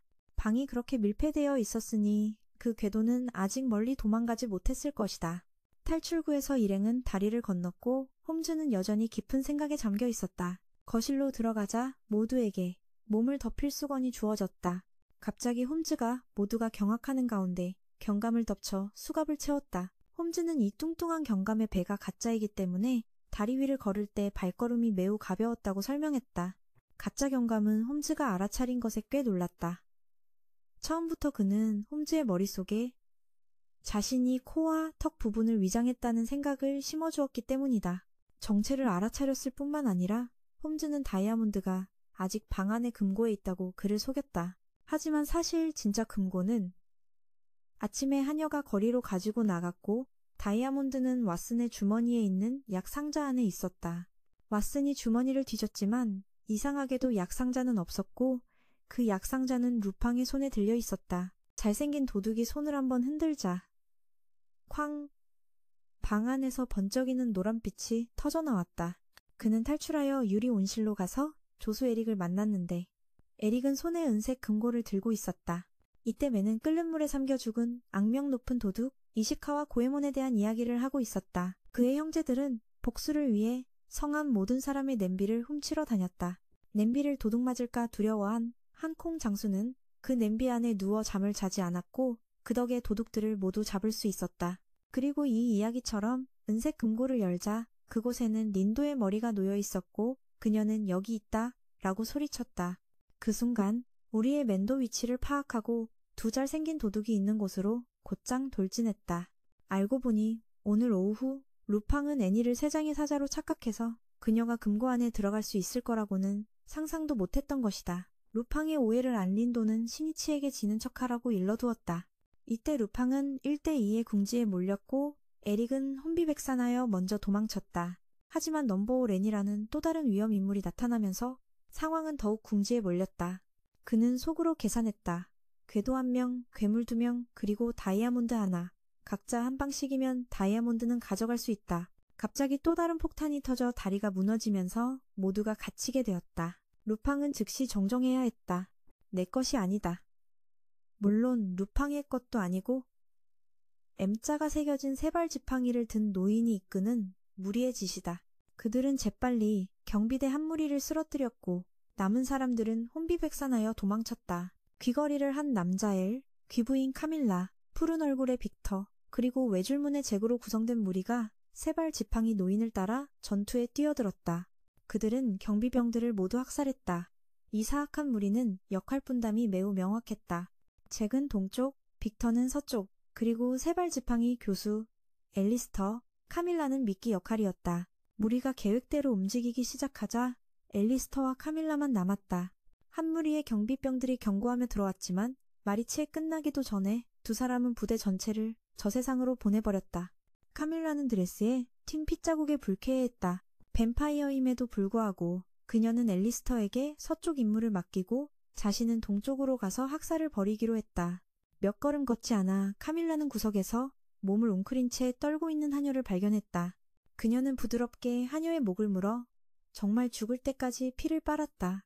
주인공과 같은 방에 있던 루팡은 누군가 저택에 불법으로 침입했다는 것을 알아차렸다. 하지만 우리의 주인공도 렌도 전혀 신경 쓰지 않고 굶주린 호랑이처럼 서로에게 달려들어 공격했다. 렌은 검을 들고 루팡에게 곧장 돌진했지만 루팡은 가볍게 피했고 그 자리에는 시니치가 버티고 서 있었다. 하지만 뛰어난 무공으로 우리의 주인공은 재빨리 뛰어올라 렌을 걷어차 밖으로 날려버렸다. 렌도 만만치 않은 상대라 재빨리 자세를 가다듬고 검을 쥔 채 다시 주인공에게 돌진했다. 피하는 와중에 그는 오늘 밤의 주인공이 루팡이라는 사실을 잊었다는 것을 깨달았다. 렌도 그 사실을 떠올리고는 다이아몬드를 빼앗기 위해 루팡에게 달려들었다. 루팡은 비겁하게 다이아몬드를 내밀었다. 모든 것이 끝나는 듯 했지만 금발의 궤도는 다이아몬드를 천장의 구멍으로 휙 던져버렸다. 다이아몬드는 지붕 위를 굴러다녔고 루팡은 속임수를 써서 희희낙낙하며 도망쳤다. 레놀드와 시니치는 보석을 쫓아 달려갔다. 바로 그때 홈즈와 왓슨도 도착했지만 린도에게 한 발 늦었다는 비웃음을 들었다. 홈즈는 침입한 5명의 무리에 대해 알렸고 린도는 자신도 데려가 달라고 요청했다. 왜냐하면 그녀는 이 5명의 무리에 대해 알고 있었기 때문이다. 에릭은 숨어 있다가 파티마에게 발각되었다. 이 유령 같은 남자도 숙청명단에 있었고 모습을 드러내지 않아도 파티마의 신기한 석궁에 공격당할 운명이었다. 화살들이 아슬아슬하게 빗나가며 어둠 속을 쌩쌩 날아갔다. 에릭은 교묘하게 피했다. 오페라의 유령이 막 점프하는 순간 화살 한 발이 그의 등에 정확히 명중했다. 홈즈 쪽도 경비병들의 시체가 즐비해 매우 긴장된 상황이었다. 죽어가던 한 경비병이 도움을 요청하다가 산채로 불태워졌다. 이 잔혹한 짓을 저지른 자는 다름 아닌 엘러였다. 그는 홈즈와 왓슨을 금방 알아봤지만 린도에 대해서는 전혀 몰랐다. 홈즈도 그가 바로 잔혹한 의식으로 유명한 마술사를 자칭하는 이교도라는 것을 알아챘다. 현재 그는 이 야만적인 5인 조직의 부하로 들어가 있다. 이 미친놈은 다이아몬드를 손에 넣는 것보다 홈즈와 싸워 죽이는 것에 더 흥미를 느꼈다. 그는 재빨리 상대방을 향해 바늘들을 던졌다. 홈즈는 바늘 하나를 집어들고 마비약 냄새를 맡았고 그가 양 엄지손가락으로 무기를 사용한다는 것도 간파했다. 앨리스터가 홈즈를 죽여 입막음하려 하며 희열을 느끼자 싸움은 팽팽해졌다. 동쪽에서는 탐정처럼 생긴 아저씨가 카밀라 부인을 만나 동전 사탕 하나를 건넸다. 부인은 순식간에 상처가 아물며 산산조각 난 동전 사탕을 돌려주었다. 아저씨는 이제 죽었구나 싶었는데 갑자기 하녀 시즈쿠가 달려와 부인을 걷어찼다. 대충 자기소개를 한 시즈쿠는 무표정하게 아저씨에게 유령 에릭을 봤냐고 물었다. 못 봤다는 대답을 듣고 그녀가 바로 떠나려 하자 부인이 시비를 걸며 붙잡았다. 시즈쿠가 린도의 명으로 유령을 찾아야 한다며 정중히 가보려 했지만 카밀라는 린도까지 처리하겠다며 더욱 시비를 걸어와 결국 시즈쿠는 싸움에 응할 수밖에 없었다. 다이아몬드는 루팡이 잡자마자 린도와 시니치가 공중에서 격렬한 주먹다짐을 벌이며 빼앗으려 했다. 한바탕 격투 끝에 다이아몬드는 시니치의 입에서 튀어나와 기도실의 어두운 구석으로 굴러갔다. 루팡이 시니치와 같은 방으로 들어왔다. 짜증나는 렌을 처리하기 위해 휴전을 제안했고 시니치가 미끼가 되고 루팡이 2층에서 기습하기로 했다. 렌이 들어와 시니치의 침이 묻었다며 돌을 소독해야겠다고 투덜거리자 신이치는 신이 나서 똑같이 결벽증에 중얼거리던 옛 지인 이야기를 꺼냈다. 어느 날 그 사람이 길에서 새똥을 맞았을 때처럼 루팡이 거대한 테이블을 뒤집어 렌의 머리 위로 떨어뜨리자 그는 그대로 쓰러졌다. 하지만 루팡은 이 정도로는 넘버 5인 렌을 쓰러뜨리기엔 부족하다는 것을 알고 있었다. 넘버 7 파티마도 오페라의 유령과 맞서며 불리한 상황에 처했다. 그녀는 에릭의 소리를 전혀 들을 수 없었고 그에게 된통당해 쓰러졌다. 그 역시 파티마의 숨통을 끊을 생각으로 재빨리 뛰어내렸다. 한편 시즈쿠는 카밀라와 싸우며 고전하고 있었다. 그녀의 속임수는 카밀라에게 통하지 않았지만 속임수가 무슨 소용인가? 시즈쿠는 카밀라와 정면으로 맞붙어 전세를 뒤집었다. 카밀라 부인은 하녀 시즈쿠의 총검 공격을 피하는 것 외에는 아무것도 할 수 없었다. 우리의 하녀는 총을 쏴 카밀라의 어깨에 은탄을 맞췄고 이로 인해 부인은 더 이상 회복할 수 없게 되었다. 카밀라에게 마지막 한 발을 날리려던 순간 상황이 다시 한번 역전되었다. 불행히도 시즈쿠는 카밀라에게 입술이 닿고 말았고 그 뱀파이어는 몸의 독소로 타인을 조종하는 능력을 쓸 수 있게 되었다. 우리의 하녀는 카밀라가 가까이 다가와 손을 깍지 낀 채 자신을 디저트로 삼겠다는 달콤한 말을 속삭이는 것을 무력하게 지켜볼 수밖에 없었다. 앨리스터와 홈즈 쪽은 팽팽한 총격전이 벌어지고 있었다. 총알과 독침이 비처럼 상대방을 향해 쏟아졌다. 하지만 총알이 다 떨어진 홈즈 쪽이 불리했고 앨리스터는 바늘이 떨어질 기미조차 보이지 않았다. 홈즈가 왓슨과 계획을 짜는 동안 앨리스터는 여유롭게 린도와 잡담하며 늑대인간을 찾아 이 야만적인 조직의 새 멤버로 영입하기 위해 다이아몬드가 필요하다고 말했다. 린도도 몸을 잃은 이야기를 하자 앨리스터는 그녀의 몸이 자신들의 조직에 있다고 대놓고 말했다. 린도가 말을 잇기도 전에 홈즈가 바치를 들고 앨리스터에게 달려들었다. 앨리스터는 자기가 놓은 덫에 걸려 자신의 독에 당하고 말았다. 홈즈가 이 기회에 엘 녀석을 처리하려던 순간 벽이 무너져 내렸다. 바통을 든 남자, 제이 교수가 들어왔다. 모리어티가 돌아왔다. 기도실 천장이 무너지면서 넘버 5 파티마가 떨어져 동료인 넘버 7 레놀드와 합류했다. 파티마와 에릭의 등장만으로도 벅찼는데 줄무늬 제기 창문으로 뛰어들어와 특수 능력으로 모두를 피바다에 잠긴 듯하게 만들었다. 줄무늬 잭은 말없이 파티마에게 치명적인 할퀴기 공격을 날렸다. 레놀드 또한 일격을 맞고 벽에 처박혔다. 이 광경을 본 루팡과 에릭은 더 이상 다이아몬드에 미련을 두지 않고 시니치를 남겨둔 채 재빨리 후퇴했다. 한편 린도는 자신의 몸을 빼앗아간 바통을 든 노인 제이와 재회했다. 모리어티. 그는 세 장을 통해 그녀와 함께 있는 두 사람을 관찰하는 것만으로 그녀에 대한 모든 것을 알고 있었다. 불사신의 몸은 그의 손에 있었고 그는 그것이 귀중한 표본이기에 돌려줄 생각이 없었다. 그는 8년 만에 세상의 온갖 흉악한 괴물들을 모아 새로운 범죄 조직을 결성했다. 거구의 빅터가 재빨리 범죄계의 황제 제이를 위해 의자를 놓아주었다. 모리어티는 편안히 앉아 이 야만적인 사업을 다시 시작한 이유에 대해 이야기했다. 그의 옛제자 중 한 명이 인간을 초월하는 힘을 얻기 위해 몸의 괴물을 이식하고 싶어 했다. 그자는 바로 시니치가 한창 이야기를 나누고 있는 상대인 살인마 잭이었다. 이름을 소개하기가 무섭게 두 사람은 격투를 시작했다. 시니치는 잭을 어디선가 만난 적이 있다는 것을 깨달았다. 한편 제이 모리어티는 자신의 비인도적인 실험에 대해 자랑스럽게 이야기했다. 그는 오니와 불사신이라는 두 희귀 생명체를 사냥하기 위해 일본에 왔다. 오니의 경우 혼혈온이 이식에 성공했다. 대부분의 실험체가 버티지 못했지만 실험은 성공하여 잭의 신체 능력을 강화할 수 있었다. 그 후 그는 유일한 불사신인 린도를 찾아가 그녀의 몸을 잭에게 이식했다. 하지만 린도는 원래 다른 존재로부터 만들어진 인공 생명체였기에 완전한 불사성을 얻지는 못하고 강력한 면역 능력만 얻을 수 있었다. 다음으로 그는 카피에게서 얻은 뱀파이어를 잭에게 성공적으로 이식해 재생 능력과 예민한 오감을 갖게 했다. 이쯤 되니 그가 왜 늑대인간을 끌어들이는 다이아몬드를 찾으려 했는지 모두가 알 수 있었다. 현재 잭과 같이 거의 무적에 가까운 완벽한 괴물을 상대로 시니치 쪽도 싸우기 버거웠다. 최선을 다했음에도 시니치는 잭에게 팔을 베이고 말았다. 잭의 공격을 한번 막아내며 승리의 희망이 보이는 듯 했으나 시니치는 잭에게 가볍게 수미터나 나가떨어졌다. 팔에 상처가 낫지 않자 잭은 시니치를 떠올리기 시작했다. 시니치는 수술 후 유일하게 탈출한 실험체 구호였다. 시니치 또한 잭이 그 변태의 제2영감의 조수였다는 것을 알아챘다. 런던에 서커스를 하러 왔다는 시니치의 대답을 듣자 감동적인 재회는 싸늘해졌다. 줄무늬 형님은 실망한 채 다이아몬드를 가지고 떠났고 시니치는 알 수 없는 미소를 지으며 남았다. 시즈쿠는 여전히 변태 뱀파이어 부인에게 희롱당하고 있었다. 부인이 방심한 틈을 타 시즈쿠가 작은 십자가로 그녀의 옆구리를 찌르자 싸움은 다시 팽팽해졌다. 카밀라 부인이 분노하여 전투불능 상태인 시즈쿠와 끝장을 보려던 순간 붉은 불꽃이 밤하늘을 밝혔다. 그것은 잭이 보석을 손에 넣었다는 신호탄이었다. 우두머리 제이를 필두로 조직 전체가 조용히 저택을 빠져나가며 제이는 미소와 함께 밤의 향연을 소개했다. 만나서 반가웠다. 일이 끝나고 모두 필리어스 경위거실에 모였다. 중상을 입은 시니치는 매료의 독에 걸려 부끄러워하는 시즈쿠에게 환하게 웃어 보였다. 루팡과 유령 에릭은 수위를 계산해 해자를 통해 성공적으로 탈출했다.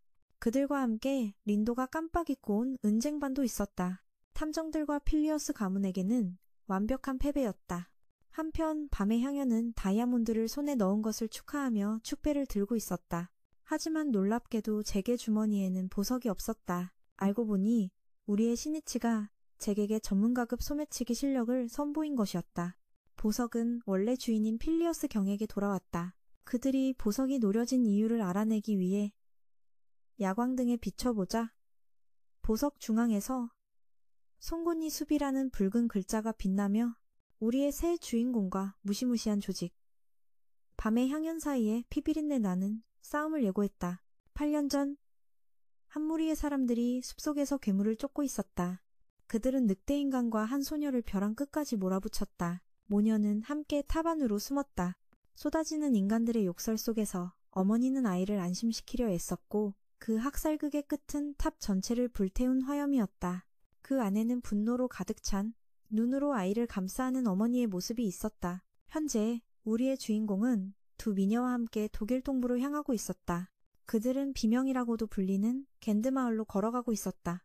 린도는 제매 조직도 이 마을에 접근하고 있을 거라고 추측했다. 스이는 들떠서 린도가 늑대인간을 만난 적이 있는지 물었다. 린도는 150년 전에 한 번 만난 적이 있다고 대답했다. 모두의 생각과는 달리 늑대인간은 야수가 아니라 지성을 가진 생물이었다. 늑대인간은 인간과 원활하게 소통할 수 있으며 은신에 매우 능했다.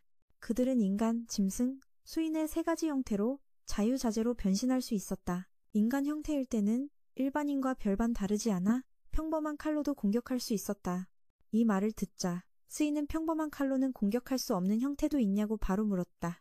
린도는 그것이 수인 형태이며 감각이 예민하고 곰처럼 거대하며 피부는 강철처럼 단단해 총알조차 뚫을 수 없다고 답했다.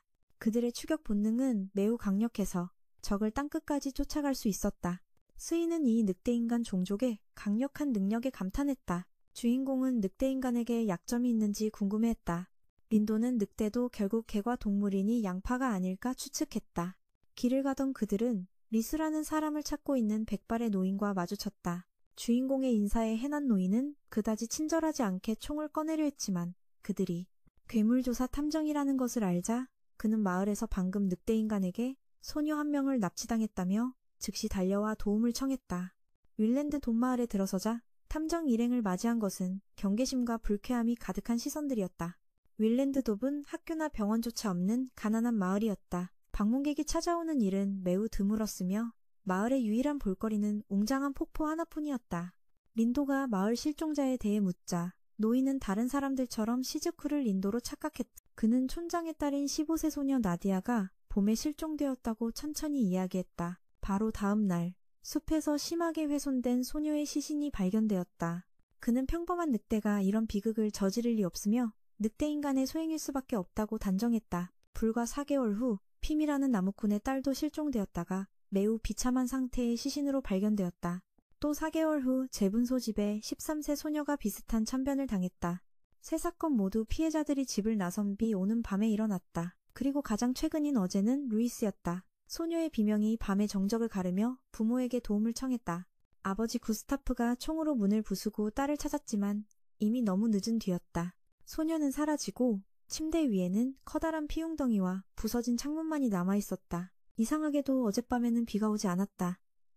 이 사건들 이후 마을 사람들은 예전처럼 마을에 늑대인간이 숨어있다고 수군거렸다. 린도가 전례가 있었냐고 묻자 해난 노인은 8년 전에도 늑대인간이 마을에 숨어든 적이 있었고 희생자가 나오기 전에 마을 사람들과 함께 쫓아냈다고 천천히 말했다. 교회 안에서는 크나트라는 남자를 향한 욕설과 구타 소리가 울려 퍼지고 있었다. 사람들은 그를 늑대인간으로 의심하고 있었다. 그는 외부에서 온 사람이었다. 그에게는 다행히도 실랑이가 한창일 때 해난 노인과 탐정 일행이 들어섰다. 시치가 자신과 린도를 소개하자 교회 안의 사람들은 새장을 덮은 천 아래에 무엇이 있는지 궁금해했다. 린도는 어차피 그들을 놀라게 할 것이니 열어보지 말라고 했다. 하지만 호기심에 찬 사람들은 결국 천을 열었고 모두가 흥분했다. 특히 구스타프는 심지어 총을 꺼내 린도를 쏘려고까지 했다. 그녀는 가볍게 웃으며 총을 내리라고 말하고는 이 연쇄살인 사건을 해결해 주겠다고 했다. 몸은 아프지만 매우 똑똑한 소녀. 리스의 집에 도착한 그들은 소녀의 침실로 들어갔다. 방 안은 마치 지진이라도 난 것처럼 온통 엉망이었다. 린도는 어젯밤 리스의 부모가 난로를 피우지 않았기 때문에 범인이 굴뚝을 통해 들어왔다고 추측했다. 하지만 굴뚝은 사람이 통과하기에는 너무 좁았고 늑대여야만 쉽게 통과할 수 있었다. 남겨진 짐승 발자국에도 불구하고 린도는 섣불리 추측하지 않고 해난 씨에게 이전 희생자들의 치은 증거를 가져와 비교해달라고 요청했다. 동시에 메이드인 시즈쿠에게 여행 가방에서 공만한 물건을 가져다 달라고 전해달라고도 부탁했다. 그가 떠나자 린도는 다시 어머니에게 질문을 시작했다. 소녀는 스스로 휠체어를 타고 내릴 수 있었다. 어머니는 어젯밤 딸에게 이불을 덮어주러 와서 창문 한쪽을 잠갔다고 했다. 부서진 나머지 창문은 원래 고정되어 있어 열 수 없는 구조였다. 여기까지 물었을 때 메이드 시즈쿠가 도착했다. 그녀는 린도를 도와 지붕을 살폈지만 발자국은 없었고 범인은 창문으로만 탈출했을 것이 분명했다. 동시에 린도는 아래에서 난로 바닥을 지켜보고 시즈쿠는 굴뚝 위에서 베개를 떨어뜨렸다. 시치는 아끼는 베개가 먼지투성이가 된 것을 보며 시즈쿠 탓이라며 린도에게 투덜거렸다. 린도는 조용히 시즈쿠에게 고마움을 표했다. 해난 노인도 예전 늑대인간의 치은이 남은 책을 가지고 왔다. 두 치은이 일치한다는 사실에 린도는 꽤 골머리를 앓았다. 이는 모방범죄라는 추측을 배제시켰고 늑대인간이 미쳐서 저지른 비극이라는 모두의 생각과도 달랐다. 침대는 피로 흥건했지만 이동 경로는 깨끗했다는 점에서 이 늑대인간은 리스를 가방에 담아 옮긴 매우 이성적인 존재였다. 또한 방에서 담요가 사라지지 않은 것은 늑대인간이 미리 가방을 준비해왔다는 증거이며 미친 척하려고 일부러 방을 어지럽힌 것이었다. 린도의 분석을 들은 리스의 아버지는 딸의 안위를 더욱 걱정했다. 하지만 현재까지의 증거로 볼 때 소녀가 살아있을 가능성은 매우 낮다고 린도는 유감스럽게 전했다. 리스의 아버지는 망연자실한 채 무력하게 세 사람이 촌장댁으로 떠나는 것을 지켜볼 뿐이었다. 늙고 시름에 잠긴 촌장은 이 마을이 폭포 아래 절벽을 기어오르는 자들을 위한 먹이통에 불과하다고 말했다. 수백 년 전부터 그들은 마음껏 사냥을 해왔다. 그는 마을이 전멸할 것을 걱정했지만 린도는 늑대인간이 폭포 아래에 사는지에만 관심이 있었다. 그는 전설에 따르면 폭포 아래에 구페나라는 마을이 있다고 말했다. 린도가 송곳니 숲이 아니고요? 라고 되묻자 촌장은 늑대인간을 사냥할 거냐며 준비 없이는 만날 수 없을 거라고 말했다. 하지만 그들은 이미 열쇠인 검은 다이아몬드를 준비하고 있었다. 하지만 촌장이 송곳니 숲을 찾는 방법을 알려주지 않자 린도는 이틀 안에 늑대인간을 찾는 조건으로 송곳니 숲에 들어가는 방법을 알려달라는 거래를 제안해야 했다. 한편 가시 가문 쪽에서는 보험회사의 다른 대표인 넘버 B와 넘버 3도 그곳에 도착했다. 린도는 첫 번째 희생자인 나디아가 촌장의 손녀라는 것을 알게 되었다. 그녀는 촌장에게 왜 범인이 젊은 여자들만 노리는지 물었다. 그는 젊은 여자를 좋아해서겠지 라고 무미건조하게 답했지만 린도는 범인이 날씨와 시간을 신경 쓴 점으로 보아 목적이 단순히 식량 때문이 아니라고 분석했다. 그녀는 의미심장한 눈빛으로 촌장을 보며 범인이 마을 사람일 가능성에 대해 물었다. 그는 마을 사람들은 그저 평범한 인간일 뿐이라며 조금의 망설임도 없이 아니라고 단언했다. 늑대인간은 늑대인간에게서 태어나는 법, 마을의 이주민은 의사 희안, 기술자 크나트, 화가 안마 이렇게 3명뿐이었다. 그는 그들을 모두 꼼꼼히 조사했다고 했다. 인간 형태의 늑대인간은 구별하기 매우 어렵지만 불가능한 것은 아니었다. 강한 냄새를 맡게 하거나 귓가에 큰 소리를 내면 늑대인간은 놀라서 꼬리를 드러내게 된다. 그는 새 이주민에게 시험해보았지만 모두 정상이었다고 했다. 린도는 촌장의 늑대인간에 대한 해박한 지식에 감탄했다. 그는 늑대인간이 유전자를 개량하는 방식으로 교배하기 때문에 다음 세대는 이전 세대보다 훨씬 강하다고 조용히 말을 이었다. 이제 십자가나 성수 같은 것들은 더 이상 그들을 두렵게 할 수 없다고 했다. 그들을 죽이려면 인간 형태일 때 눈과 입을 정확히 쏴야 하지만 시간이 더 지나 늑대인간이 완벽한 갑옷을 얻게 되면 없앨 방법이 없어진다고 했다. 은을 두려워하지 않는 늑대인간이 바로 이전 편에 나왔던 그 늑대인간 모녀였다. 루이스가 딸의 정체를 밝혀냈고 그는 이 마을의 영웅이자 수호신이 되었다. 그들은 13년 전 임신 중이던 로즈를 집에서 쫓아낸 클라트 씨의 집에 도착했다. 인간 모습의 로즈는 정말 아름답고 총명해서 클라트도 마음이 흔들렸었다. 봄 축제 하루 전 로즈는 꽃을 따던 루이스를 자기 딸로 착각했다. 그녀는 소녀에게 다가가 진한 꽃향기를 맡더라도 귀와 꼬리를 드러내지 말라고 당부했지만 이 말이 결국 모녀의 목숨을 앗아갔다. 이 말을 들은 루이스는 호기심에 딸에게 시험해 보았고 결국 정체를 들키고 말았다. 모녀는 마을 사람들에게 쫓겨 구타당한 뒤 탑안에서 산채로 불태워졌다. 다음 날 클라트가 확인했을 때는 바싹 마른 두구의 수인 해골만이 남아있었다. 린도가 범인이 누구 같냐고 묻자 그는 자신과 해나는 아니라며 남은 이주민인 화가 안마를 지목했다. 이 젊은 화가는 5년 전 폭포를 그리기 위해 마을에 왔으며 재능 있는 화가 집안 출신으로 예술학교를 다녔었다. 마을 구석에 있는 그녀의 집은 아름다운 소녀들의 그림으로 가득했는데 대부분은 부모가 영정사진을 그려달라고 부탁한 불행한 희생자들이었다. 린도가 의심가는 사람이 있냐고 묻자 안마는 새벽녘과 해질녘에 자주 보던 황금빛 털을 가진 늑대 짓일지도 모른다고 말했다. 숲 저편에 사는 그 아름다운 늑대는 털이 유난히 돋보였지만 집이 마을 구석에 있어 그녀만 볼 수 있었다. 린도는 금세 안마의 거짓말 2가지를 알아챘다. 집안에 화가가 없다는 것과 미술학교를 다닌 적이 없다는 것이었다. 연필처럼 목탄을 쥐는 방식이 그녀의 거짓말을 드러냈다. 전부 독학이었던 것이다. 안마는 손에 쥔 펜을 부러뜨리며 부모님이 일찍 자기를 버리고 떠났다고 웃으며 말했다. 부끄러워서 말하고 싶지 않았지만 그림을 사랑하는 건 사실이라고 했다. 그녀는 변화하는 것들을 그리는 걸 좋아하며 최근 루이스의 변화가 자신을 매우 기쁘게 했다고 말했다. 탐정 일행은 자리를 떴다. 일행은 웅장한 폭포 근처로 가 그 아름다움에 감탄했다. 그들의 시선은 불에 그슬린 탑에 닿았고 비극적인 흔적들을 바라보았다. 시즈쿠가 갑자기 물었다. 만약 옛날에 조제가 집을 나와 이 마을로 왔다면 처음에는 어디에 머물렀을까요? 린도가 대답했다. 아마 늑대인간 마을이었겠지. 멀리서 앨리스터와 야연 일행이 탐정단을 지켜보고 있었다.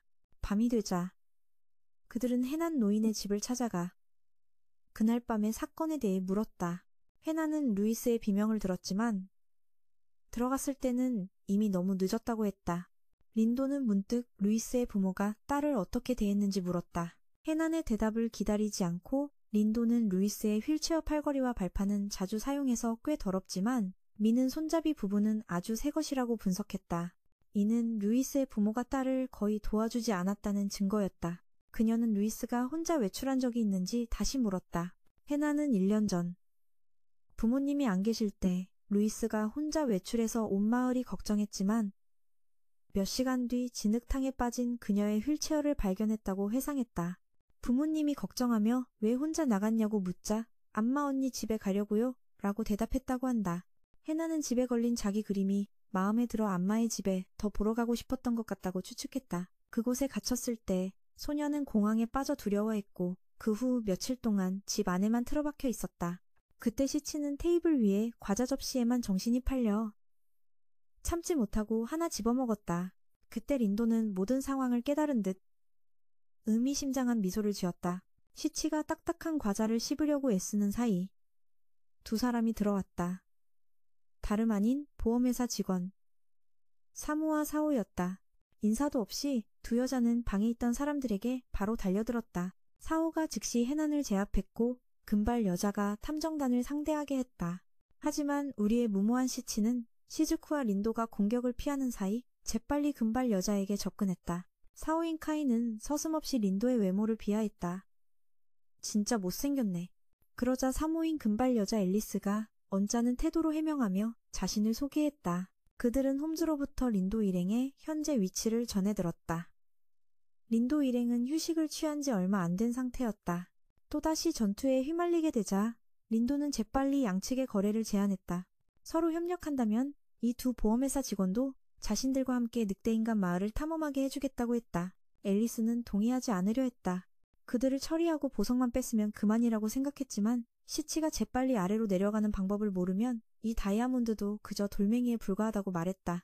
마을 촌장과의 계약을 마칠 때까지 하루 이틀 더 기다려야만 모두가 늑대인간 마을로 내려가는 방법을 알 수 있게 된다고 했다. 두 보험회사 직원과의 계약을 마친 후 각자 흩어졌다.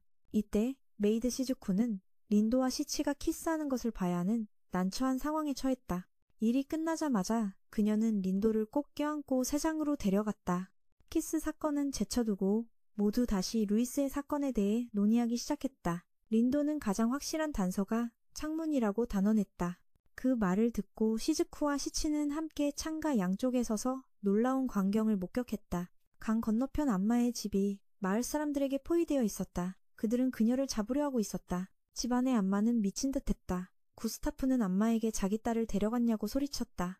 화가는 공황 상태에 빠져 소녀를 먹어버렸고 아주 맛있었다고 대답했다. 분노한 구스타프가 총을 뽑아 안마를 겨눴지만 화가는 몸을 뒤틀어 거대한 늑대의 모습을 한 수인으로 변했다.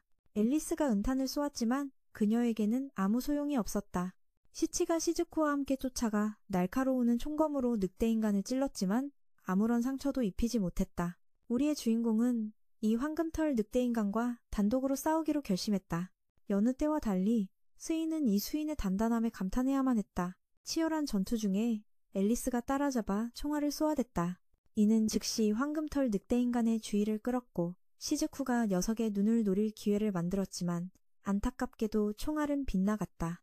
여전히 멀쩡한 늑대인간은 린도의 세장을 향해 돌진했다. 메이드는 한치의 망설임도 없이 따라붙어 은총검으로 세장을 낚아채 다시 강둑으로 던져 올렸다.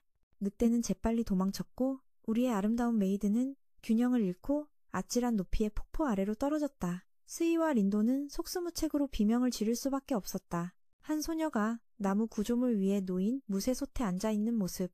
노파는 그녀를 수녀라 부르며 그녀가 크게 부른 배를 가진 것이 혈통을 끊으려는 죄목에 해당한다고 말했다. 노파는 그들이 이 마을에서만 숨어 살 수 있다고 말했지만 그녀는 자신은 어디서든 살 수 있으며 한 마을에만 살았다면 진작에 모두 멸종했을 거라고 반박했다. 그녀가 말을 다 마치기도 전에 노파가 강하게 내리치자 모든 나무가 와르르 무너졌고 젊은 여자도 높은 곳에서 떨어졌다. 다시 시치 일행으로 돌아와서 시즈쿠를 잃은 일행의 분위기는 좋지 않았다. 게다가 앨리스는 촌장이 새 주인공을 속였다고 생각하고 그들을 제거하려 했다. 바로 그때 새벽이 밝아오며 앞길을 비추었고 송곳니 숲의 아름다운 풍경이 펼쳐졌다. 시치가 다이아몬드를 꺼내 비춰보자 모두 함께 송곳니 숲을 향해 걸어갔다. 그들 네 사람뿐만 아니라 야연도 움직이기 시작했다. 운 좋게도 메이드 시즈쿠는 한 미녀와 붉은 늑대 옆에서 깨어났다. 노라라는 이름의 금발 소녀가 들어와 시즈쿠가 깨어난 것을 보고 그녀와 함께 자던 두 사람을 깨웠다. 순식간에 붉은 늑대는 베라라는 이름의 붉은 머리 미녀로 변했다. 다정한 카자 언니도 일어났다. 베라는 퀸이라는 사람을 부르려 했지만 노라는 동의하지 않았다. 그녀는 시즈쿠가 권총으로 범죄를 저지른 범인이 아니라는 것을 알고 있었기 때문이다. 하지만 일단 그들은 그녀의 무기를 압수했다. 노라는 그들이 낮잠을 자려 할 때 시즈쿠를 구해서 함께 낮잠을 자던 두 친구에게 몸을 녹여달라고 부탁하며 데려온 것이었다. 시즈쿠는 왜 한밤중인데 낮잠이라고 부르는지 의아해했다. 노라는 인간의 밤이 그들의 낮이라고 부드럽게 설명해 주었다. 그들은 바로 늑대인간이었고 시즈쿠는 늑대인간의 마을인 구페나 마을에 와 있었다. 마을에서는 비오는 날마다 연쇄살인 사건이 일어나고 있었다. 이 정보를 듣자 시즈쿠는 괴물 전문 탐정인 우리의 세장 속의 창문을 소개했다. 새 소녀는 신이 나서 린도가 어디에 있는지 물었다. 하지만 시즈쿠가 린도가 인간 마을에서 곧 이리로 올 것이라고 말하자마자 세 소녀는 즉시 경계하며 불쾌한 기색을 보였다. 그들은 그녀를 쫓아내려 했지만 차를 마신다는 공통점을 보고 시즈쿠는 바로 차를 끓이는 실력을 선보였다. 소녀들은 우리의 메이드가 만든 맛있고 새로운 차에 감탄하며 시즈쿠에게 사건에 대해 마음을 열고 이야기해 주었다. 1년 전부터 시작되어 비오는 날마다 4개월 간격으로 야수단에게 3명의 소녀가 권총으로 연달아 살해당했다. 마을 남자들이 범인을 추적했지만 비 때문에 범인의 냄새가 지워져 찾을 수 없었다. 희생자들은 모두 어린 소녀들이었고 살해당하기 전에 넋이 나간 듯한 모습을 보였다. 시즈쿠는 총소리에 대해 물었다. 그녀는 소리 없는 권총에 대해서는 들어본 적이 없었기 때문이다. 특히 마을에 침입자가 정말 있었다면 왜 아무도 냄새를 맡지 못했는지 물었다. 노라는 꽤 언짢아하며 그게 무슨 뜻이냐고 되물었지만 시즈쿠는 대답하지 않고 자리를 뜨겠다고 했다. 다른 두 소녀는 시즈쿠가 야수단에게 잡혀갈까봐 반대했다. 그들은 시즈쿠가 쉽게 떠날 수 있도록 냄새를 지울 물을 찾기로 상의했다. 계획은 정해졌다. 시즈쿠는 동쪽 호수로 가고 노라는 마주치지 않도록 야수단을 서쪽으로 유인하기로 했다. 붉은 머리와 검은 머리 언니는 시즈쿠를 건초 더미에 숨겨 동쪽으로 밀고 갔다. 그들은 이곳의 소녀들이 한 번도 마을을 떠난 적이 없으며 만약 떠나면 야수단에게 다시 잡혀온다는 잡담을 나누기 시작했다. 왜냐하면 그들은 무녀이기 때문이다. 13세 이상의 모든 소녀는 무녀가 되어 표시가 있는 목걸이를 하고 마을 촌장의 말을 따라야 했다. 노라는 4살 때 늑대인간 마을로 왔고 다음 주면 무녀가 될 예정이었다. 이야기를 나누던 중 그들은 갑자기 눈앞에서 야수단을 마주쳤다. 원래 계획과는 다른 상황이었다. 그 모습을 본 소녀는 즉흥적으로 소파를 만들고 싶어서 이렇게 많은 건초를 옮기는 것이라고 둘러댔다. 그녀가 떠나려 할 때 야수단원 중 한 명이 즉시 막대기를 바퀴에 찔러 넣어 수레를 뒤집었고 그 안에 있던 시즈쿠가 드러났다. 인간의 냄새를 맡은 무리는 즉시 늑대인간으로 변해 싸울 준비를 했다. 시즈쿠는 재빠르게 뒤로 뛰어올라 모든 적을 피했다. 멋진 메이드는 즉시 빗자루를 잡고 거대한 늑대인간들에게 반격했다. 공중에서 춤을 추듯 시즈쿠는 가볍게 착지했지만 그곳은 바로 마을의 중심이었다. 시즈쿠는 늑대인간 마을 사람들에게 포위되어 어쩔 수 없이 무기를 버리고 운명을 받아들였다. 두목인 퀴니카자와 베라를 신문하기 시작했다. 시즈쿠가 두려움에 떨고 있는 두 소녀를 대신해 대답했다. 그녀는 늑대인간 마을을 조사하러 왔다고 대답했다. 두 소녀가 건초를 밀고 숨으려는 것을 보았지만 퀴는 메이드가 마을에 복장을 하고 있었기에 그 거짓말을 금방 간파했다. 일이 해결되기도 전에 촌장 레이가 도착했다. 그녀는 누구의 설명도 듣지 않고 즉시 시즈쿠를 죽여야 한다고 결정했다. 하지만 베라가 노라가 시즈쿠를 구했다고 말하며 급히 막아섰다. 이 말은 촌장의 마음을 움직인 듯했다. 그녀는 잠시 멈추고 바로 죽이지 않고 우리의 메이드를 먼저 신문하기로 했다. 이 마을의 신문 방식 또한 정말 기괴했다. 그들은 시즈쿠를 솥과 나무 발판 위에 앉혔다. 만약 그녀가 거짓말을 하면 나무 바닥이 무너질 것이고 거짓말 여부의 판단은 늙은 촌장에게 달려 있었다. 이것은 나무 언덕이라 불리며 중죄를 저지른 자에게만 사용되었다. 촌장은 신문을 시작하며 그녀의 이름을 물었다. 메이드는 또렷하게 대답했다. 시즈쿠. 그녀는 왜 이곳에 왔는지 물었다. 그녀는 우연히 왔다고 대답했다. 촌장은 지팡이를 땅에 세게 내리쳤고 곧 누군가 와서 발판에서 나무 몇 개를 빼냈다. 시즈쿠는 휘청거렸다. 갑자기 거대한 새장이 내려와 그녀를 안에 가두었다. 그것은 심리적인 새장, 두려움의 새장이었다. 노파는 계속해서 시즈쿠가 이곳에 온 목적을 추궁했다. 그녀는 시즈쿠가 범인이라고 생각했다. 카자와 베라가 나서서 그녀를 변호하며 노라가 범인과 다른 종류의 총을 쓴다고 했으니 범인이 아니라고 말했다. 이 말은 촌장이 시즈쿠에게 총을 왜 가져왔는지 더욱 추궁하게 만들었다. 시즈쿠가 설명하려 하자 그녀는 다시 나무를 빼게 했다. 베라와 카자가 다시 나서서 시즈쿠의 주인이 사건을 해결하는 데 도움을 줄 수 있다고 편들었지만 촌장은 인간의 도움을 받고 싶어 하지 않았다. 시즈쿠는 자신의 주인이 인간이 아니며 곧 이곳에 와서 범인을 찾는 것을 도와줄 것이라고 말했다. 하지만 대답을 듣기도 전에 나쁜 소식이 화약과 피냄새가 진동했고 비도 오지 않았는데 노라가 숲 저편에서 죽어 있었다. 늙은 촌장과 모두가 그곳에 도착했다. 그녀는 아름다운 소녀 노라의 죽음에 마음 아파했다.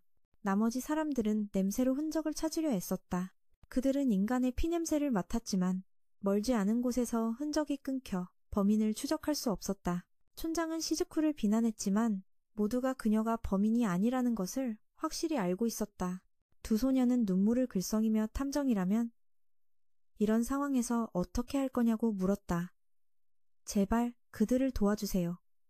시즈쿠는 마음이 움직여 사건 해결에 참여하기 시작했다. 그녀는 혈흔이 튀지 않은 것으로 보아 노라가 여기서 살해된 것이 아니라 시신이 이곳으로 끌려왔다는 것을 깨달았다. 동시에 몸은 젖어 있는데 옷은 말라있는 것으로 보아 노라는 물에 잠겼다가 옷을 입었다는 것을 알 수 있었다. 모두가 반박했다. 어째서 총소리가 여기서 들렸지? 그리고 만약 그렇다면 총소리는 2번 났어야 해. 나무줄기에는 아직 뜨거운 탄흔이 남아 있었다. 이런 단서들이 발견되었지만 시즈쿠는 해결할 수 없었다. 그녀는 린도 아가씨가 여기 있었다면 해결했을 것이라고 말했지만 마을 사람들은 극도로 짜증을 내며 더 이상 그녀를 믿지 않았다. 그들은 마을에 침입하는 자는 누구든 죽이기로 결심했다. 이때 린도는 스니치와 2명의 보험사 직원과 함께 스니치가 제잘거리며 농담하는 것을 들으며 막 마을로 들어서고 있었다. 농담이 끝나기도 전에 야연예엔의 빅토르가 나타나 분위기를 망쳤다. 그는 앨리스를 절벽 아래로 찼지만 다행히 카이가 사슬 기술을 사용해 그녀를 다시 끌어올렸다. 앨리스는 재빨리 자세를 가다듬고 빅토르에게 총을 쐈지만 이 녀석은 강철 같은 몸이라 아무런 타격도 입지 않았다. 그 후 빅토르는 스니치와 시즈쿠를 껴안고 절벽 아래로 자유낙하했다. 아래에서는 스니치와 빅토르의 1대1 대결이 펼쳐질 줄 알았지만 아니었다. 그들은 평화롭게 착지했다. 린도는 2 보험사 직원의 추격에서 구해준 것에 대해 빅토르에게 가볍게 감사 인사를 했다. 스니치가 그녀를 데리고 떠나려 하자 빅토르가 그를 다시 붙잡고 늑대인간 마을이 어디냐고 물었지만 린도는 말할 생각이 없었다. 둘이 싸우고 있었기에 그녀는 시즈쿠를 다시 만날 때까지 휴전을 요청했다. 빅토르 또한 담보로 다이아몬드를 요구하며 스니치가 왜 자신이 너무 늦게 왔다고 탓했는지 다시 물었다. 모르는 척하며 떠난 빅토르는 드러누워 맑은 공기를 만끽하며 한숨 잤다. 마을에서는 노라의 장례식이 비통하게 치러지고 있었다. 시즈쿠는 갇힌 채 작은 창문을 통해서만 밖을 볼 수 있었다. 숲속에서 늑대 모습의 잘생긴 베라가 햇볕을 쬐고 있을 때 스니치와 린도가 다가오는 것을 보았다. 베라는 재빨리 그들 앞으로 다가갔다. 시즈쿠가 묘사했던 특징들, 즉 사람 머리와 함께 다니는 파란 머리의 사람을 보고 베라는 이 사람이 바로 시즈쿠가 말했던 탐정, 린도 아가씨임을 즉시 알아차렸다. 베라는 스니치의 인간 냄새를 가리기 위해 미리 준비한 수건을 건네고 그들을 시즈쿠에게 데려갔다. 재회는 꽤 감동적이었다. 린도는 자신의 메이드에게 다친 곳은 없는지 부드럽게 물었다. 시즈쿠는 괜찮다고 대답하며 이번에는 스니치가 꽤 쓸모 있었다고 칭찬했다. 스니치는 자신에게도 상을 달라고 졸랐지만 어림도 없었다. 밖에서는 야수단이 이상한 냄새를 맡고 린도가 도착했음을 직감하고 감옥으로 돌아왔다. 한편 린도는 마을에 안마라는 화가가 있는지 물었고 그런 사람이 아무도 없다는 것에 놀랐다. 시즈쿠를 풀어주면 야수단에게 발각될 수 있다는 것을 알고 그들은 시즈쿠를 남겨두고 사건 현장을 조사하러 가기로 했다. 숲속 깊이 달리면서도 2 사람은 바로 등 뒤에서 들려오는 울음소리를 들을 수 있었다. 린도는 스니치에게 양초가 있는지 물었다. 스니치는 기름 램프밖에 없다고 대답했다. 린도는 그것으로도 계획을 실행할 수 있다고 말했다. 총에 맞은 나무 자국을 지나며 린도는 스니치에게 핏자국을 살펴보고 기이한 바위 주위를 돌아보라고 부탁했다. 늑대 무리가 쫓아왔지만 린도는 서두르지 않고 스니치에게 바위를 계속 더듬어 보라고 했다. 늑대 무리가 그곳에 도착했지만 사람들은 보이지 않았다. 스니치와 린도는 여탐정의 정확한 추리 덕분에 제 시간에 지하실로 내려갈 수 있었다. 총소리가 들리지 않았고 늑대 인간들이 냄새를 맡을 수 없었던 것은 틀림없이 밀폐되고 방음이 되는 장소가 있었기 때문이었다. 핏자국을 따라가자 그들은 구스타프의 잃어버린 총인 구식 권총과 피 묻은 자루를 발견했는데 그것은 희생자를 옮기는 데 사용된 자루임이 틀림없었다. 계속해서 핏자국을 따라가자 빛을 본 나방떼가 몰려들어 그들의 몸에 두꺼운 인분 가루를 남겼다. 스니치가 이상한 핏자국을 발견하자 린도가 설명했다. 높은 곳에서 잠자는 사람을 쏘면 이런 흔적이 생긴다고 설명했다. 동굴의 다른 한쪽 구석에는 간소한 잠자리와 약간의 개인 물품이 있었다. 벽 아래쪽에는 550일 동안 빽빽하게 새겨진 날짜와 함께 사형 집행 연기라는 글자가 새겨져 있었다. 한편 인간 마을에서는 리스의 시신이 발견되었다. 동굴 안에서 두 탐정은 목에 치명상을 입은 안마의 시신도 발견했다. 린도는 의미심장하게 미소 지었다. 두 사건이 밀접하게 연관되어 있는 듯했다. 터널 끝까지 가자 그들은 단 2시간 만에 옛날에 불탔던 탑이 있던 곳으로 올라갈 수 있었다. 햇만 씨가 그들을 발견하고 루이스의 시신이 발견되었다는 소식을 알렸다. 이때 린도는 솔직하게 사건의 진상을 밝혔다. 루이스의 부모는 그녀가 마을의 신이 되기 전에 자식을 버린 적이 있었다. 심지어 루이스가 숲에서 꽃을 따다가 호세를 만난 날은 그녀의 부모가 짐을 덜고 싶어 숲에 그녀를 버린 날이었다. 그녀는 자신이 쓸모 있다는 것을 증명하고 부모에게 다시 입양되기 위해 그리고 부모가 자신을 버린 사실을 숨기고 레트가 그것을 폭로하는 것을 막기 위해 레트의 정체를 밝혀야만 했다. 사건을 파악한 린도는 구아포로 함께 돌아가자고 말했다. 그들은 늑대인간 마을로 돌아가기 위해 터널로 돌아갔지만 그 2명의 보험사 직원이 모든 것을 보고 있을 줄은 아무도 몰랐다. 그들은 끈질기게 뒤를 쫓기로 결심하고 온갖 무기를 든 인간마을 전체를 이끌고 늑대인간을 몰살하기로 했다. 베라는 시즈쿠의 총이 없어진 것을 발견하고 야수단원 1명이 총을 찾으러 가는 동안 대신 죄수를 감시하겠다고 자청했지만 물론 그것은 교활한 거짓말일 뿐이었다. 베라는 스니치와 린도를 데리고 내려가 시즈쿠를 풀어주고 그녀에게 총을 돌려주었다. 한편 카자는 직조실에서 모두가 기절해 있는 것을 보고 경악했고 뱀파이어 귀부인 보투가 다가와 그녀를 제압하여 정신을 잃게 만들었다. 속임수를 알아차린 야수단 쪽에서는 퀸이 스니치 일행을 모두 처리하기로 결심했다. 야연팀에서는 빅토르와 엘이 여유롭게 잡담을 나누고 있었지만 스니치는 건장한 늑대인간 셋을 혼자 상대하느라 전혀 여유가 없었다.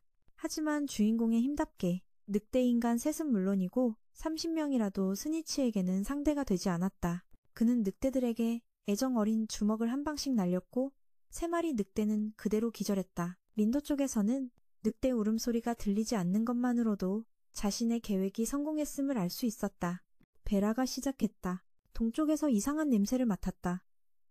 이 냄새는 필시 피 냄새일 것이다. 두 보험사 직원은 흡족해하며 인간 마을 사람들을 이끌고 늑대 마을을 공격했고 무자비하게 학살했으며 심지어 마을에 불까지 질렀다. 햇만 씨는 대자비처럼 예전에 늑대 모자를 불로 태워 죽이던 광경을 보고 경악했다. 하지만 마을 사람들과 두 직원만이 유일한 적은 아니었고 빅터와 앨리스터 역시 거리낌 없이 수십 명의 늑대인간을 저 세상으로 보냈다. 촌장 레이는 두려움에 떨며 모두를 모아 무리지어 행동하게 했다. 이때 린도 역시 시즈쿠에게 카자를 찾아오라 명하고 자신은 베라와 함께 움직였다. 시즈쿠는 직조공의 집에 도착해 매혹독에 당해 기절한 카자와 비단 더미 위에서 만족스럽게 잠든 카밀라보 투 아가씨를 발견했다. 주인공 쪽도 빅터와 보험사 직원 카이를 만났다. 치열한 전투가 예상된다. 앨리스는 바로 그 영감탱이 엘과 마주쳤다. 카밀라 아가씨도 자세를 잡다가 우리의 메이드 양인 것을 발견하고는 둘 다 슈퍼히어로 영화처럼 서로의 이름을 외치며 전투에 돌입했다. 이쪽에서는 보험사 직원 사오도 빅터를 만났다. 카이가 단 한 방을 날리자 빅터는 바로 무력화되었고 다행히 주인공이 달려들어 도와주었다. 카이가 주인공의 다리를 사슬로 묶고 이겼다고 생각한 순간 빅터가 자신의 팔을 찢어 그에게 던져 맞췄다. 카이가 비틀거리는 틈을 타 주인공은 바람을 가르는 발차기를 날려 보험사 직원을 나무 밑동으로 날려버렸고 그는 쓰러져더는 싸울 수 없게 되었다. 그 후 주인공이 다이아몬드를 돌려달라고 요구하자 빅터도 순순히 협조하여 돌려주었다. 주인공은 앉아서 린도의 몸에 대해 물었고 빅터는 그것이 온전한 상태로 아주 잘 보관되어 있다고 부드럽게 말했다. 그 몸은 런던의 기지에 있으며 되찾기 위해 싸우러 오는 것을 대환영한다고 했다. 앨리스 쪽은 엘의 끝없는 바늘 공격에 밀리는 듯했다. 하지만 그녀는 똑똑하게도 삽을 위로 던져 총으로 쏘는 계책을 생각해냈다. 궤도가 바뀐 총알이 명중했는지 저편에 모자 쓴 남자가 쓰러졌다. 시즈쿠 쪽 카밀라 아가씨와의 비단 전쟁 역시 극도로 팽팽했다. 그녀는 일격에 아름다운 비단 더미를 박살내며 카밀라에게 평생 잊지 못할 교훈을 주었다. 시즈쿠는 그녀의 매혹독을 극도로 경계했다. 카밀라는 그것을 아는 듯 시즈쿠에게 한번 물리면 자신의 매혹독에 면역이 될 것이라고 말했다. 시즈쿠는 의심스러워 완전히 믿지 않고 매우 조심스럽게 싸웠다. 하지만 메이드는 뱀파이어 아가씨와의 악연을 끊고자 단호하게 이불을 걷어차고 카밀라에게 총을 한 발 쐈다. 카밀라도 시즈쿠의 허벅지에 스치는 상처를 입혔지만 뱀파이어 아가씨의 말대로 시즈쿠는 아무렇지도 않았다. 그러나 매혹독의 이성을 잃은 늑대인간. 소녀들은 카밀라의 명령에 따라 시즈쿠에게 달려들어 쓰러뜨렸고 그녀는 전투불능 상태가 되었다. 치명상을 입지 않은 카밀라는 자리를 뜨며 앨리스와의 사생결단을 기약했다. 그녀는 의기양양하게 저편에 있는 모자 쓴 남자의 시체를 확인하러 갔다. 모자를 들춰보니 놀랍게도 그 남자는 앨리스터가 아니었다. 진짜 앨리스터는 그녀의 목에 독침을 선물하며 승리의 미소를 지었다. 늑대인간 마을은 불바다에 휩싸였고 그들은 인간마을 사람들을 궁지로 몰아넣었다. 시즈쿠와 린도는 베라와 함께 두 마을의 집결지에 도착했고 스니치는 다른 임무를 맡았다. 린도는 자신만만하게 범인을 밝혔다. 숨어있던 자의 정체는 바로 황금빛 털을 가진 늑대. 즉 늑대인간 마을의 노라이자 인간 마을의 리스이며 옛날 화재 사건의 생존자인 제스였다. 리스의 실종 사건은 그녀의 자작극이었다. 방에는 먼지가 쌓여있지 않았는데 이는 범인이 굴뚝으로 들어오지 않았다는 증거이며 즉 방에 침입하는 것은 불가능했다는 뜻이다. 침입 흔적 없이 늑대에게 사람이 실종되었다면 그 사람이 원래 늑대인간이었다는 것밖에 설명이 안 된다. 리스는 이 연극을 꾸미기 위해 신분을 바꿨다. 린도는 안마로 변장한 늑대의 이빨 자국이 리스가 남긴 가짜 이빨 자국과 똑같다는 점에서 리스가 제스라고 추리했다. 리스로 위장하려면 그 소녀와 외모가 똑같아야 하는데 제스만이 그 조건에 부합했다. 그렇다면 어젯밤 노라의 시체는 어땠을까? 동굴의 나방은 매우 예민한데 어젯밤 늑대인간 마을에서 발견된 금발 소녀의 시체 옷에는 나방가루가 전혀 묻어있지 않았다. 이는 범인이 어둠 속에서 손을 썼으며 어둠 속에서 활동하는 데 능숙한 자라는 것을 증명한다. 늑대인간일 수밖에 없고 그 늑대인간이 리스의 실종 사건을 일으킨 것이다. 어둠 속에서 노라를 죽인 늑대인간은 소녀 제스일 수밖에 없다. 어제 발견된 시체는 제스와 똑같이 생긴 루이스의 것이었고 살아남은 사람은 바로 현재의 노라였다. 이는 진짜 루이스가 지하실에 있었고 벽 아래쪽에 새겨진 흔적들이 짧은 구간에만 있는 것으로 추측할 수 있는데 루이스가 일어서서 걸을 수 없었기 때문이다. 위에서 누워있는 루이스를 향해 총을 쏴 생긴 이상한 핏자국과 종합해 볼 때 어제의 노라 시체는 사실 루이스의 것이라고 추론할 수 있다. 노라는 냄새를 지우기 위해 리스를 물에 담근 후 옷을 입히고 그 장애가 있는 소녀를 쏴 죽였고 마지막으로 자신의 피를 그 위에 부어 늑대인간 부족을 속였다. 리스의 마지막 사건에서 그녀는 늑대인간 마을에 있던 노라의 시체를 인간 마을로 가져와 물어뜯어 루이스가 늑대인간에게 공격받아 죽은 것처럼 속였고 동시에 총알 자국을 감췄다. 이를 확인하기 위해 린도와 베라는 노라의 무덤을 파 관 뚜껑을 열어보았으나 안은 텅 비어 있었다. 린도의 비난에 노라는 자신이 시체를 물어뜯은 게 아니라 그저 신용으로 몇 번 물었을 뿐이라고만 말했다. 이 비극적인 사건들의 원인은 아주 오래전부터 시작되었다. 13년 전 제트의 어머니인 로즈는 기이한 규칙을 피해 늑대인간 마을에서 도망쳤다. 8년 전 로즈는 화재로 죽었지만 작은 시체는 탑에 살던 여우의 것이었다. 제트는 살아남아 노라라는 이름으로 늑대인간 마을로 돌아왔다. 소녀는 어머니를 떠나게 만든 늑대 마을 사람들과 어머니를 죽인 인간 마을 사람들 모두를 증오하는 것을 멈추지 않았고 밤낮으로 계획을 세웠다. 1년 반 전 루이스가 길을 잃은 사건은 노라가 그녀를 대신했기 때문이었다. 진짜 루이스는 그 비밀 지하실로 끌려갔다. 그곳 지하에서 리스는 지하실 생활을 전혀 싫어하지 않았고 그동안 자신을 외면했던 마을에 노라와 함께 복수하는 것을 매우 즐거워했다. 그녀는 노라라는 이름으로 동시에 리스라는 이름으로 살았다. 낮에는 리스였고 밤에는 노라였다. 생활 시간이 다르고 터널을 통해 두 마을을 빠르게 오갈 수 있었기에 반년간의 학습과 연기 끝에 노라는 첫 번째 사건을 시작했다. 사건들은 모두 불화를 일으키기 위해 어린 소녀들을 표적으로 삼았다. 두 마을 사이에 큰 갈등을 일으킨 마지막 사건은 루이스 납치와 노라의 죽음 사건이었다. 소녀는 범인의 흔적을 지우기 위해 루이스 납치 현장을 꾸몄지만 예기치 않게 린도가 나타나는 바람에 계획을 바꿔 대역을 찾아야만 했다.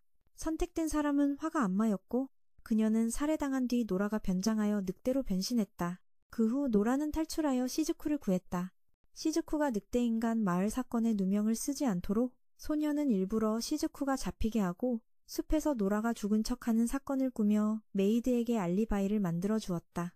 노라는 이것이 시즈쿠의 차 한 잔에 대한 보답이라고 말했다. 린도는 노라가 두 마을이 서로 깊이 증오하게 만든 다음 문을 열어 그들이 서로를 학살하는 난투극을 벌이게 하여 두 마을 모두에게 복수하려 했다고 추측했다. 노라는 말을 끊으며 린도가 아직 이야기의 최종 목적에 도달하지 못했다고 말하고는 마을의 영원한 작별을 고하며 등을 돌렸다. 촌장 레이는 애처롭게 울부짖으며 늑대인간의 왕에게 노라를 돌아오게 해달라고 애원했다. 노라가 지하실로 들어가자 사슬로 그녀를 붙잡는 임무를 맡은 주인공과 바로 마주쳤다. 그녀는 길을 비키라고 요구했지만 늑대인간의 왕의 힘으로 소녀는 순식간에 모든 촛불을 껐다. 어둠 속의 전투는 노라에게 유리했지만 바보인 척하는 특별한 재주가 있는 주인공은 그녀가 털을 터는 순간 재빨리 사슬로 묶었다. 린도가 와서 소녀를 풀어주라고 요구했다. 여탐정은 그녀의 목적을 잘못 추리한 것에 대해 사과했다. 알고 보니 노라는 늑대인간 소녀들과 외모가 비슷한 인간 소녀들을 잡아 얼굴을 망가뜨린 뒤 늑대인간 마을에서 죽은 것처럼 꾸몄던 것이다. 그녀는 자신의 운명 또한 그렇게 비참해지기 전에 그 소녀들이 무녀, 즉 강력한 혈통을 만들기 위한 번식 도구가 되는 것을 원치 않았기에 그들의 운명을 바꾸고 싶어서 그렇게 한 것이었다. 그녀는 3명의 소녀를 구출해냈다. 새장 속에 갇힌 여성들의 운명에 공감한 린도는 노라를 풀어주었다. 스이는 린도에게 두 마을에 교훈을 주기 위해 일부러 사건 해결을 늦춘 것이냐고 물었다. 대답을 듣지 못한 스이는 두 마을이 어떻게 될 것 같냐고 다시 물었다. 린도는 그들이 예전과 같을 것이라고 답했다. 그녀는 너무 많은 것을 봐왔기 때문이다. 다음 결말을 알고 싶다면. 이라며 스이는 산 아래에서 유행하는 스타일로 소리쳤고 동이 트는 새벽빛이 마치 영화 속 모든 인간과 괴물을 깨우는 듯하며 더욱 긴장감 넘치고 극적인 파트 1을 예고했다.